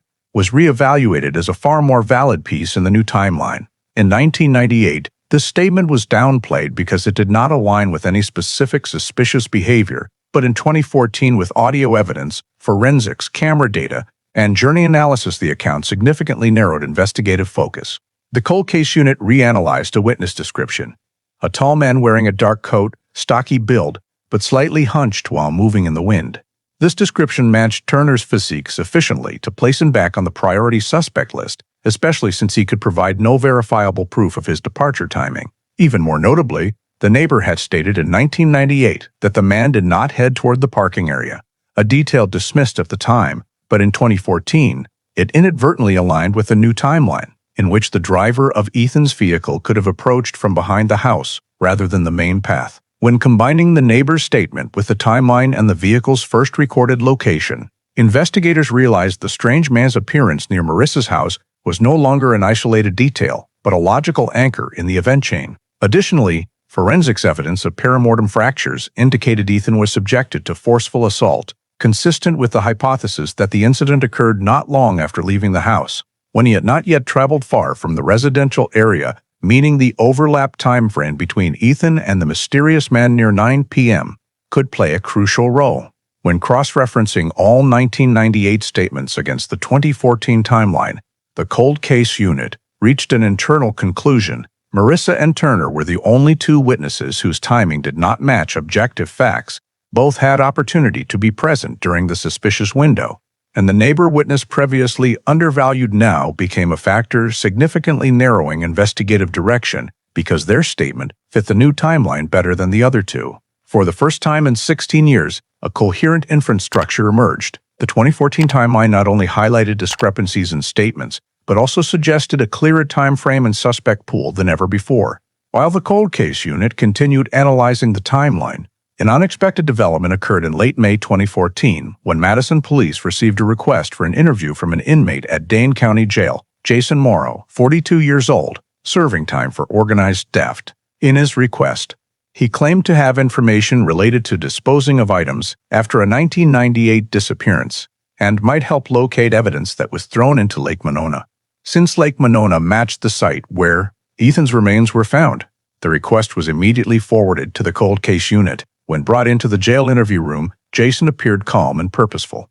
He stated that in the winter of 1998, when he was 26, he became acquainted with an older man through an informal network dealing in used goods and unlicensed car repairs. This man, whose full name Jason did not know, had hired him to handle some items by dumping them into Lake Monona at night to avoid detection. When asked why he was coming forward now, Jason explained he sought sentence reduction for providing valuable information, adding that, "Back then I didn't know what the items were connected to, but now hearing about human bones found, I'm sure it's related." According to Jason, in late December 1998, the man handed him a heavy cloth bag and instructed him to throw it into a specific area of Lake Monona, near the southern shore where an underground drainage system emptied. The bag contained hard objects clanking together with metallic sounds, but when Jason questioned it, the man snapped and told him to just do the job. Jason received $300 cash, a substantial amount for him at the time. He described the location in detail, behind the row of maple trees, where there's a low metal railing right near the swirling water spot when the ice starts to melt.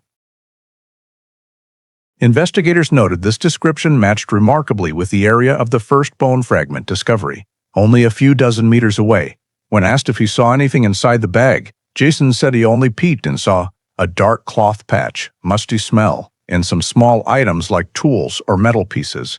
He insisted he had no idea they were connected to a disappearance until hearing news of the remains found in the lake. The issue was Jason's motive for sentence reduction, so his statement required strict evaluation.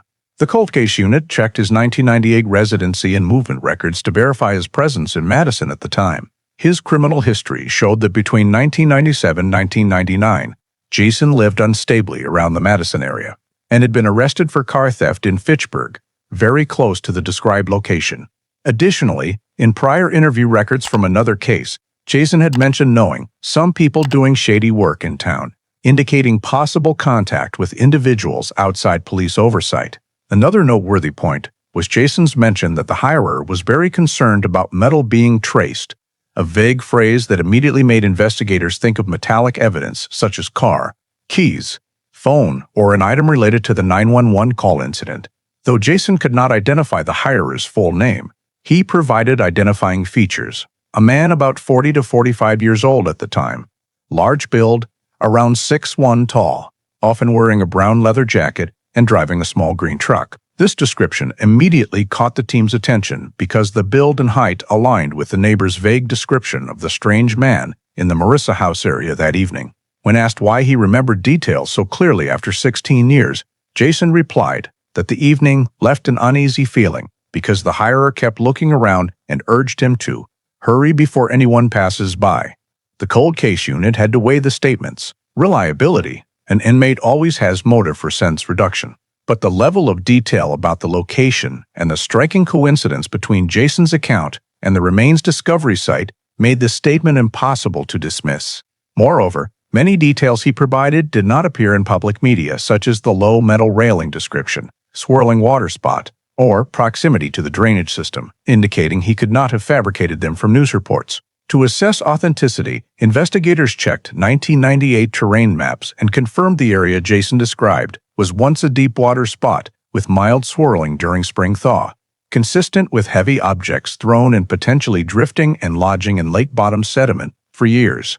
The team also reviewed water level and current conditions from 1998-2001, confirming seasonal rises could transport items through subsurface channels to the remains discovery area.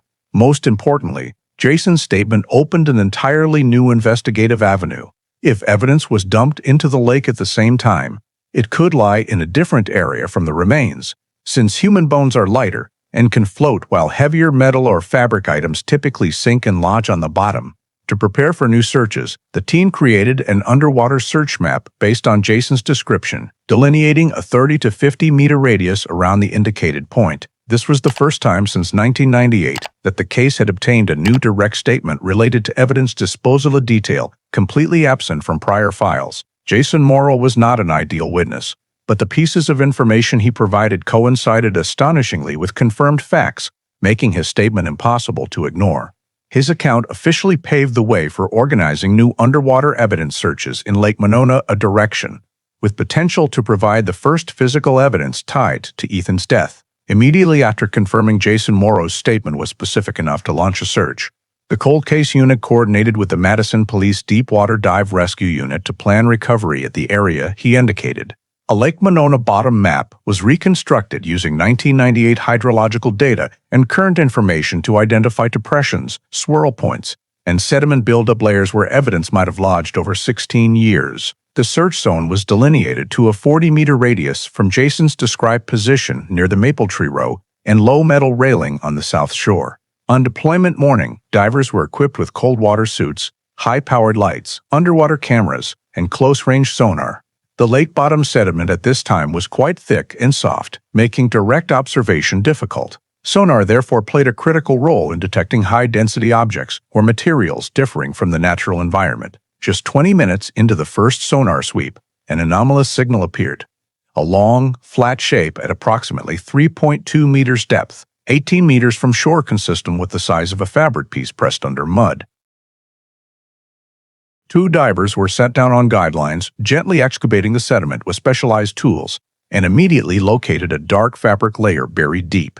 When brought up, the dive team recognized it as a men's jacket, thick material, partially rotted but still retaining shoulder seams and collar structure. Though discolored by mud and time, the jacket's construction was sufficient to identify it as the type Ethan typically wore in cold weather, details noted in the 1998 file. More importantly, in the jacket pocket remained a small, hard plastic item, a late 1990s pager, cracked but not fully decomposed.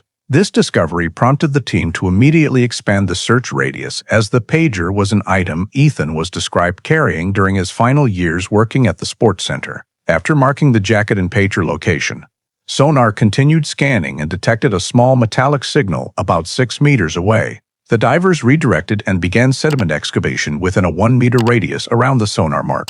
Within minutes, they uncovered a small metal object, corroded at the edges but relatively intact in shape. A rusted keyring containing 2 house keys, a gym locker key, and a Toyota car key matching the key style produced for the model Ethan owned in 1998.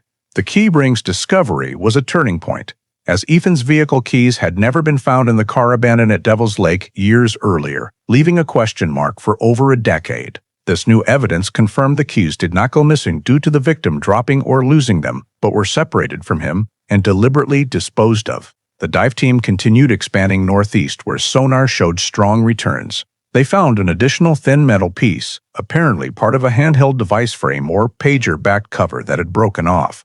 Though small and hard to identify, its proximity to the pager reinforced the hypothesis that this was the site where all evidence was dumped simultaneously. After more than 3 hours of operation, the recovery team brought up a total of 5 items: the jacket, pager shell fragment, key ring, and a small detached fabric scrap from the jacket. All were placed in specialized cold water containers to prevent structural or material changes, then transferred directly to the forensics lab. Upon evidence examination, the forensics team began assessing decomposition levels and information recovery potential. For the jacket, though heavily degraded, distinctive stitching and shoulder cut confirmed a match to the type Ethan was last seen wearing during his afternoon meeting with best friend Ryan on December 14, 1998.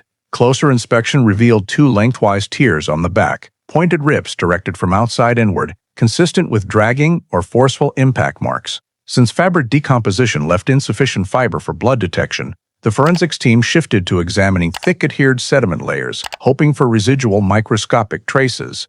For the pager, despite severe damage, the technical team hoped to extract serial numbers or remaining data from non-volatile ROM chips. After freeze-drying cleaning, they identified a faint serial number on internal components, matching the pager registered to Ethan in 1998. This once again confirmed the pager truly belonged to the victim, and its cessation of activity aligned with the night of disappearance. The metal fragment was identified as the pager's battery cover, dislodged by strong impact force.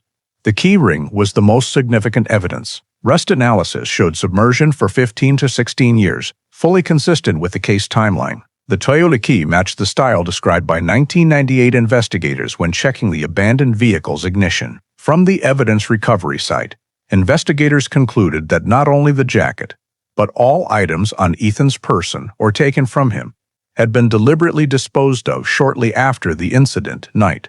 The forensics evidence report confirmed this was not natural disappearance or accident, but concealment behavior, reinforcing the hypothesis of direct third-party involvement. The recovery of Ethan's jacket, pager, and key ring from Lake Monona became the largest investigative turning point since 1998, opening a robust physical evidence source capable of repositioning the perpetrator's actions and clarifying the mysterious phase between 10:18 p.m. and 00:14 a.m. on the night Ethan vanished.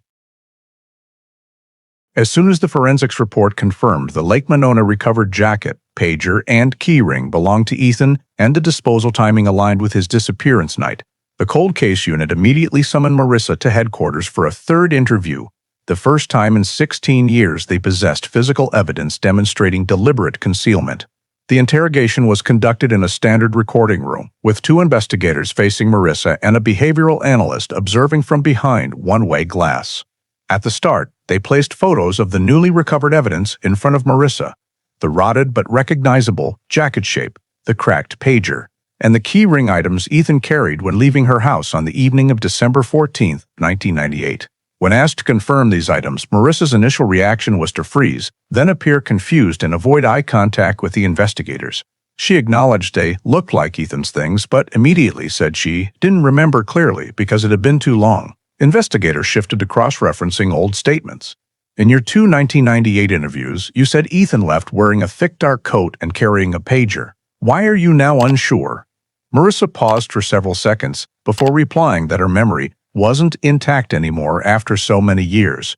However, the behavioral analyst noted jaw tension and altered breathing rate, common indicators of a witness attempting to evade key details. Investigators moved to timing. You stated Ethan left around 10:30, but with camera evidence and physical items, that cannot be. Do you want to adjust that timing now? For the first time in a session, Marissa appeared rattled, saying she didn't know anymore and didn't think that mattered. This contrasted completely with the investigative team's conclusion. Ethan's departure time was a critical anchor for the case.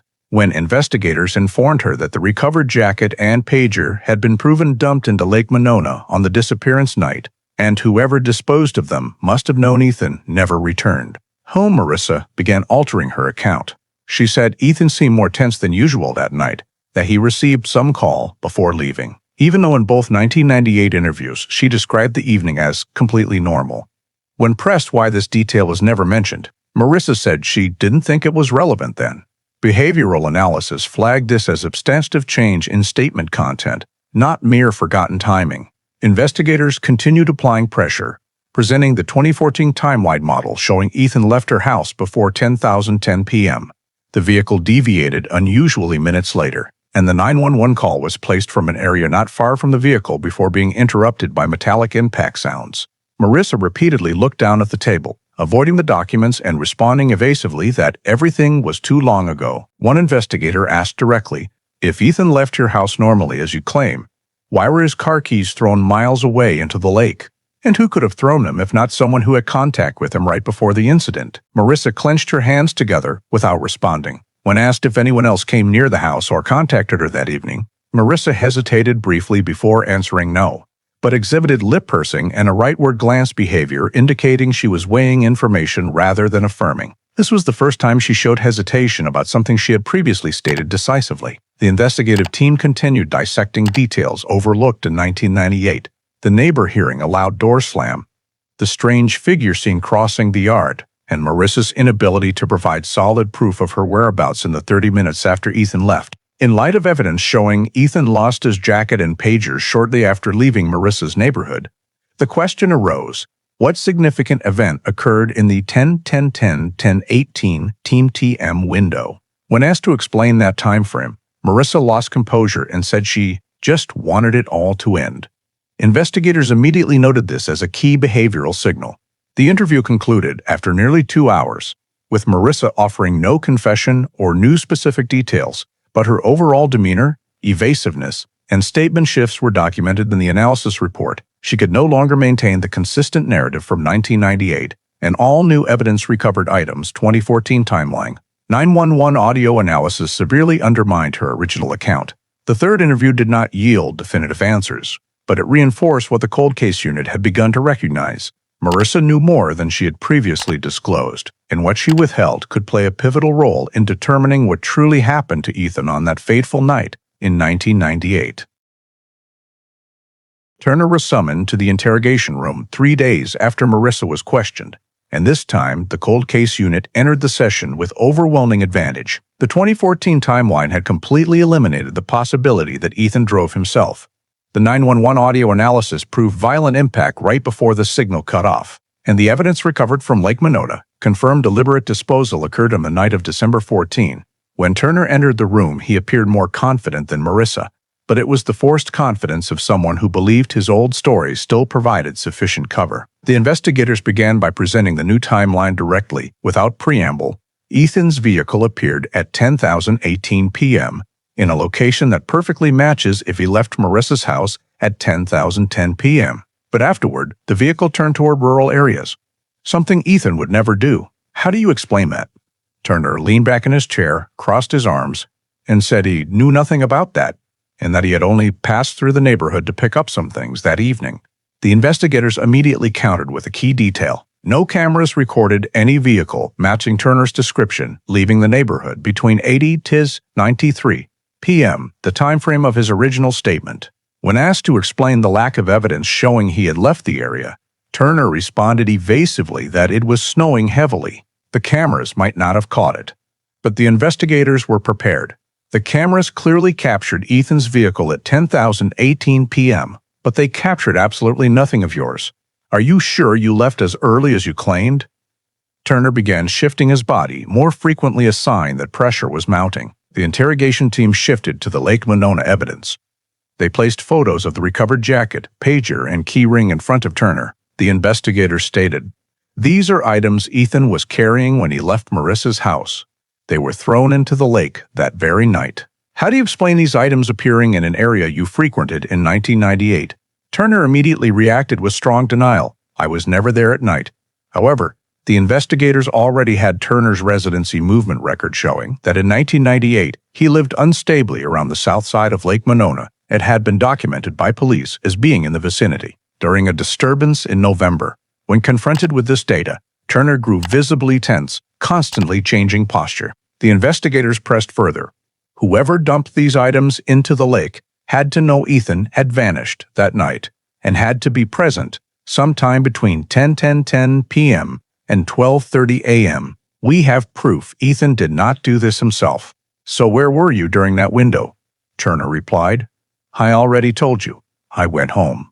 But when asked to provide any witness or verifiable evidence confirming he was home during that time frame, Turner could name no one or give any specific address, only vaguely stating, "Nobody pays attention to little things like that." This was immediately noted as an unverifiable claim. The cold case unit then introduced the new 911 audio analysis, dragging sounds on ice, metallic impact, and forced signal interruption. The investigator stated bluntly, "We know Ethan did not fall on his own, did not trip on his own, did not dispose of his own belongings in the lake. We know someone approached him and a collision occurred. We are looking for that person, and you were one of the very few people who were near the house at that time." Turner remained silent for nearly 20 seconds in interval. The behavioral analyst recorded as "far too long to be a natural" response from an innocent person. When the investigator asked again, "Did you encounter Ethan that evening?" Turner gave a single-word answer, "No." But his voice lacked the decisiveness it had in the 1998 interview. The investigators took another step, for the first time raising the indirect connection between Turner and Marissa at that time, information previously downplayed in 1998, but now critical since the timeline pinpointed their intersection. With Ethan in the same window. "We know you had contact with Marissa about certain matters in December that year. Can you clarify the content of those interactions?" Turner immediately denied it, calling it nonsense rumors and insisting he barely knew her. However, when confronted with 1998 landline call records from the neighborhood, investigators pointed out that Turner's home phone had contacted Marissa's home number twice in the week before Ethan's disappearance. Turner instantly shifted his story, saying, "Maybe I dialed wrong," then claiming, "A friend used my home phone." This continuous backtracking was recorded as statement instability, a hallmark of a suspect trying to retrofit their account to new information they did not anticipate. At the end of the session, the investigator posed a summary question aimed directly at the heart of the timeline. "What time did you leave the neighborhood? Who did you meet between 10,000 GME and 11:00 p.m.? How do you explain Ethan's keys and pager being found only a few hundred meters from where you lived in 1998? Why did cameras record no vehicle of yours leaving the area? If you were not involved, why do all the markers point back to you?" Turner answered none of the questions. Instead, he only said, "I don't know what you're trying to pin on me, but I didn't do anything." The second interview ended with Turner providing no new information, but his overall reactions, contradictions in statements, and inability to account for his whereabouts during the critical window caused the cold case unit to classify him as a highly relevant figure. The session end report stated clearly, Turner cannot reasonably explain his actions on the evening of December 14. His statements contradict all objective evidence. Level of involvement, high suspicion. After Turner's second interview, when he could not explain his presence near Marissa's house, failed to provide any alibi for the crucial time frame, repeatedly changed his account, and especially when the evidence recovered from Lake Monona demonstrated deliberate disposal occurring on the night Ethan disappeared, the cold case unit began evaluating legal grounds to arrest Turner. Although insufficient evidence existed for direct murder charges related to Ethan's death, Turner had clearly violated at least two Wisconsin statutes: obstruction of justice and tampering with physical evidence. Investigators compiled all supporting data, contradictory statements between the two interviews, inability to verify alibi, documented presence in the vicinity of Marissa's house during the time frame matching Ethan's journey, phone contacts between Turner's and Marissa's residences in the week prior to the disappearance, and especially the suspicious coincidence between Turner's 1998 residence area and the location where the victim's evidence was recovered from Lake Monona. The Madison Police Legal Department reviewed cold case regulations and evidentiary standards to request a temporary arrest warrant. Investigators argued that repeated false statements and Turner's apparent knowledge of the disposal location, while deliberately concealing it for 16 years, exceeded mere suspicion and could constitute independent criminal offenses, sufficient for arrest to prevent further evidence destruction or collusion with others. The Dane County District Court judge reviewed the file and approved the warrant for Turner on two charges: obstruction intentionally providing false information during an investigation into a serious disappearance, and tampering suspected involvement in or knowledge of the disposal of evidence related to the victim. The following midday, a team of 3 detectives and 2 support officers executed the arrest at Turner's workplace, a small repair shop on the outskirts of Madison. Turner appeared genuinely surprised when a warrant was read aloud, but when handcuffed, he immediately shifted to defensive mode. claiming police were digging up old stories and that he had nothing to do with the lake or Ethan. However, when the officer clearly read the two charges he was being held for, Turner offered no further reaction beyond lowering his head in silence. He was transported to Dane County Jail, where the interrogation unit had already prepared an interview room and documents for continued questioning. During intake, Turner appeared noticeably more anxious, repeatedly asking about possible sentences, indicating his psychology was beginning to fracture after years of believing the 1998 file would never be reopened. The arrest report was immediately forwarded to the cold case unit to prepare the next interrogation strategy. Investigators planned to place Turner in a position of choice, continue silence, and face clear criminal charges for tampering, or provide truthful information about what he knew on the night Ethan disappeared in exchange for potential leniency. Concurrently, the team also recommended a no-contact order prohibiting Turner from communicating with any case-related witnesses, especially Marissa, to prevent information exchange or coordinated statements. Turner's arrest marked a major turning point in the case. After 16 years of deadlock, for the first time, authorities could isolate a suspect and conduct strategic interrogation based on new evidence. Though no confession or direct evidence of Ethan's death yet existed, Turner's placement on the suspect list had become clearer than ever, and the next interrogation plan was prepared with the goal of exploiting the vulnerabilities he had already revealed in the prior session. After both Turner and Marissa were in custody, the Dane County District Attorney's Office and the cold case unit began the critical phase, reconstructing the entire sequence of events on the evening of December 14, 1998, based on everything established through forensics, timeline, physical evidence, contradictory statements, and 911 audio analysis. This was the first time in 16 years that investigative agencies possessed sufficient data to build a behavioral model directly tied to Ethan's death. The primary focus was the departure time from Marissa's house, based on the camera capturing Ethan's vehicle at 10:19 p.m. At actual distances, prosecutors affirmed Ethan must have left before 10:10 p.m. This completely invalidated Marissa's fluctuating statements ranging from 10:10 to 10:30 p.m. Combined with her changing accounts and anxious demeanor during the third interview, prosecutors determined that a significant event occurred either while Ethan was still inside Marissa's house or immediately after he stepped out the door. Second was the factor of the strange man appearing near the house around 8:45 to 9 p.m., whose description matched Turner's build, though no direct evidence showed the two met. The coincidence in timing, location, and the unexplained phone contacts between Marissa and Turner in the week prior made prosecutors identify a point of intersection between them before Ethan's arrival. This became a crucial basis for the behavioral model. Turner was present in the vicinity before Ethan arrived and likely remained until Ethan departed. Third, the disposed evidence in Lake Monona was key to reconstructing events. Ethan's jacket, pager, and keyring were all thrown into the lake on the disappearance night, proving that 1. The disposer had to be present during the incident window. 2. This person knew Ethan had not returned home and was no longer alive. 3. Removing items tied to the victim's identity was an act intended to obstruct investigation. This led to the conclusion that Ethan was deprived of these items before entering a life-threatening state. Fourth, the 911 audio analysis revealed 3 elements: dragging sounds on ice, metallic impact, and forced signal interruption. Prosecutors concluded Ethan was restrained, dragged, or shoved at the moment he attempted to call 911, and the device was dropped or snatched from his hand. These sounds perfectly matched an assault or push scenario on thin ice near the vehicle discovery area. Fifth, forensics on the remains showed Ethan suffered perimortem fractures to the tibia and hand, bones consistent with being shoved hard, struck, or attempting to brace himself. Forensic pathologists concluded Ethan lost independent mobility after injury, and given the weather on December 14, 1998, temperatures dropping below -0, with strong wind chill, a person injured and left on ice or frozen ground could enter hypothermia within 20 to 40 minutes. Based on all evidence, prosecutors reconstructed the most probable sequence for the evening of December 14th. 1. Ethan arrived at Marissa's house around 9:45 p.m. 2. Turner was already in the vicinity.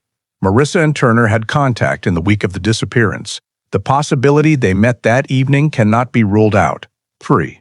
Ethan left Marissa's house around 10:10 p.m. Shortly after exiting the door, a confrontation occurred. Most likely Turner approached Ethan as he reached the driveway or on the narrow path between house and street. Ethan was shoved hard, resulting in tibia fracture and hand injury. He attempted to stand, but lost balance on ice and snow. Ethan was coerced or threatened into moving in a different direction, explaining why the vehicle turned away from the Middleton route. The vehicle was then driven by another person to the forested area near Devil's Lake, while Ethan was left behind or continued to be dragged in an injured and hypothermic state. 7. Around 12:14 a.m., Ethan made the 911 call in desperation. The audio background confirmed he was in an open area, near thin ice and strong wind.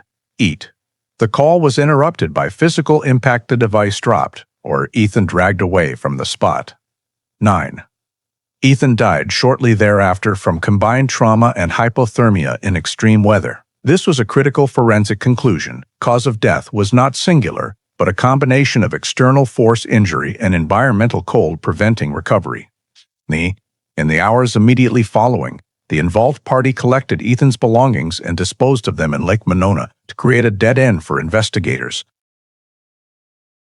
This disposal method aligned with Jason Morrow's statement and the underwater distribution of evidence. From this sequence, prosecutors concluded that while no direct evidence identified who inflicted the injuries, there was clear assault, obstruction of aid, and abandonment of the victim in dangerous conditions leading to death. This was sufficient to constitute negligent homicide against Marissa if she witnessed but failed to intervene or deliberately delayed reporting to police. Simultaneously, both Marissa and Turner showed signs of obstruction of justice, and Turner's role in threatening, approaching, or depriving Ethan of self-defense capability prevented his survival through that night. At the conclusion of the reconstruction, prosecutors determined Ethan Kohler did not cause his own death. The injuries and being left outdoors in extreme weather were the direct result of actions by one or more other individuals present on the evening of December 14, 1998. This formed the basis for moving to formal prosecution, opening the final chapter of a case that had stretched across 16 years. In the in-depth forensic analysis phase, experts from the Wisconsin State Crime Lab re-evaluated all bone samples, physical evidence, and scene data to determine the degree of compatibility between Ethan's injuries and the assault model reconstructed for the evening of December 14, 1998. They focused first on the fracture pattern in the tibia, a diagonal crack running from the anterior surface inward, showing signs of direct forceful impact from the front with significant magnitude, not the spiral fracture type commonly seen in accidental falls. Microscopic analysis revealed compression of bone tissue at the impact point, followed by unidirectional propagation of the break typical of a strong blow from a knee or a kick stomp at close range. This reinforced the hypothesis that Ethan was shoved or struck while standing or attempting to walk on ice, as the fracture shape matched a scenario where the victim lost balance from sudden force. The left hand bone showed a small, sharp-angled crack near the wrist joint, indicating the victim reflexively raised his hand to shield himself or brace against the ground during a fall. This sign was fully consistent with the sounds in the 911 recording, where metallic impact and ice-cracking noises occurred right before the call cutoff.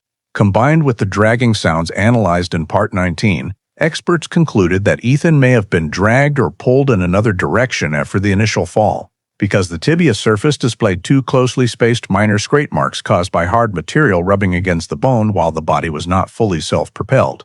This allowed a plausible model Ethan was pushed or struck hard enough to fracture his leg, then dragged along by inertia or to subdue his resistance. The forensics lab also analyzed compatibility between the injuries and actual weather conditions. With temperatures at top 0 degrees Fahrenheit and strong gusts, Ethan's injuries rendering him unable to stand would have caused extremely rapid hypothermia. The forensics team estimated that with leg and hand trauma as reported, he could maintain mobility for less than 15 minutes after falling, and lose full phone use capability after about 5 to 7 minutes if immobile on ice. This aligned significantly with the timing of the 911 call, intermittent voice quality, overpowering wind interference, and absence of any complete sentence indicated Ethan was in severe physical and cognitive crisis. The audio team also provided background sound data from the 911 tape. Beyond the impacts, a short segment near the end showed bone or hard object contacting ice a second time sharp. Abrupt resonance consistent with secondary trauma often occurring when a victim is dragged or slides on frozen surface. The forensics lab used this data to recheck surface wear on the bones and found two parallel minor scratches on the tibia, indicating a flat hard surface contacted bone when soft tissue was compressed. This was a key indicator that Ethan was not merely fallen but dragged or shoved further afterward. A critical factor analyzed was bone decomposition timing in Lake Monona's environment. Experts noted the discovery site was in a low-flow water zone, causing rapid initial soft tissue breakdown in early years, while bones remained relatively intact until 2014. However, the bone's fragmentation into multiple pieces and lack of sufficient soft tissue to fully determine cause of death made solving the case extraordinarily difficult for 16 years. Had the body been found in 1998 or early 1999, soft tissue damage to the neck, chest, or head could likely have been identified evidence that might have proven direct violent impact. But due to the long interval, only major bone fractures remained analyzable, forcing the event model to rely primarily on 911 audio combined with timeline and physical evidence. The forensics team also discussed why no weapon or tool marks were detected. They confirmed the bone injuries were not caused by sharp objects or hard implements like clubs, but most likely from mechanical body force impact, such as shoving, kicking, or falling against hard surface. This fit all evidence.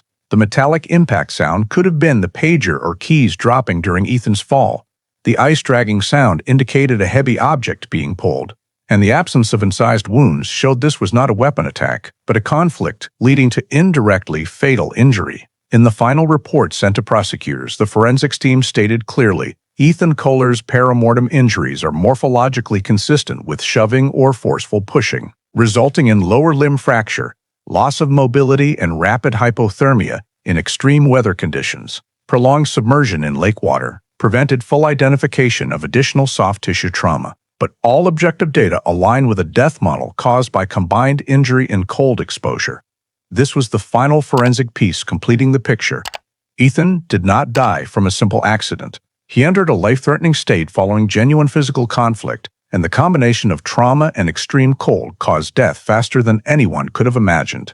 The trial of Turner and Marissa began in early fall 2015, nearly a year after the case was reactivated and all new evidence fully assembled. In the Dane County courtroom, prosecutors presented the jury with a tightly linked chain of proof. The 2014 timeline ruled out Ethan driving himself away. 911 audio analysis proved pushing and impact. Bone fractures perfectly matched an assault model leading to loss of self-defense. And evidence recovered from Lake Monona confirmed deliberate disposal on the disappearance night. A key part of the trial was the reconstruction of events on the evening of December 14, 1998. Prosecutors displayed images, maps, Ethan's reconstructed path, timestamps matching camera data and weather conditions, allowing the jury to see that the victim could not have caused the sequence leading to his own death. When presenting Turner, prosecutors emphasized his contradictory statements, lack of alibi, presence near Marissa's house during the critical window, and the suspicious match between witness description and Turner's build. They argued Turner played a direct role in impacting Ethan, though not needing to prove he caused death by lethal force, only that he placed Ethan in a dangerous state and deprived him of self-protection. For Marissa, prosecutors presented her statement changes across 3 interviews, her failure to report immediately despite knowing Ethan left in extreme weather, and evidence of phone contact between her and Turner in the week before the incident. Prosecutors asserted Marissa deliberately delayed reporting the disappearance and concealed critical information, directly contributing to Ethan not receiving timely aid. Defense attorneys attempted to argue there was no direct evidence showing Turner or Marissa participated in any violence and that the 16-year gap had compromised witness memory, evidence condition, and scene traces significantly. However, prosecutors countered by stressing the consistency across independent evidence types, forensics, audio, timeline, physical items, and statements all converged on the same conclusion. When presenting Lake Monona evidence, prosecutors emphasized no innocent explanation existed for Ethan's keys, pager, and jacket items he carried, being found underwater within meters of the spot witness Jason described as the disposal location. The jury paid particular attention to the 911 audio analysis when prosecutors played the cleaned version, allowing them to clearly hear dragging, impact, and Ethan's labored breathing before the signal cut. This moment demonstrated the victim attempting to call for help, but being prevented, and it left a powerful impression in the courtroom. After 2 weeks of trial, the jury entered deliberation. They spent over 9 hours reviewing the timeline and cross-referencing each defendant's statements. Upon returning, the verdict was read. Turner was convicted of obstruction of justice and tampering with evidence, along with negligent homicide at a serious degree. with the finding that he was directly involved in the altercation, causing Ethan's injury and loss of mobility, contributing to the victim's death in extreme cold conditions.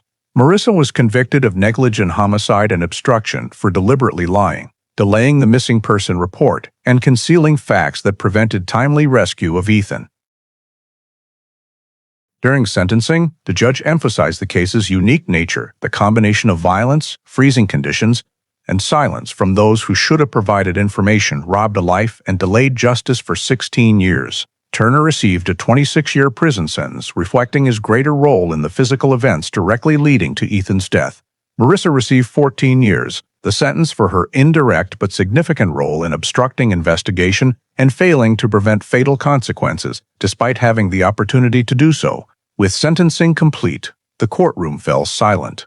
The case, long thought to have no final resolution, closed with a verdict built from fragments gathered over nearly 2 decades. From Lake Monona's ice layers to the faint 911 call on that cold night in 1998, when the case concluded and sentences were handed down to Turner and Marissa, the Cold Case Unit and Dane County District Attorney's Office conducted a procedural review to evaluate the entire 16-year investigation, particularly highlighting systemic shortcomings in the initial 1998-1999 phase.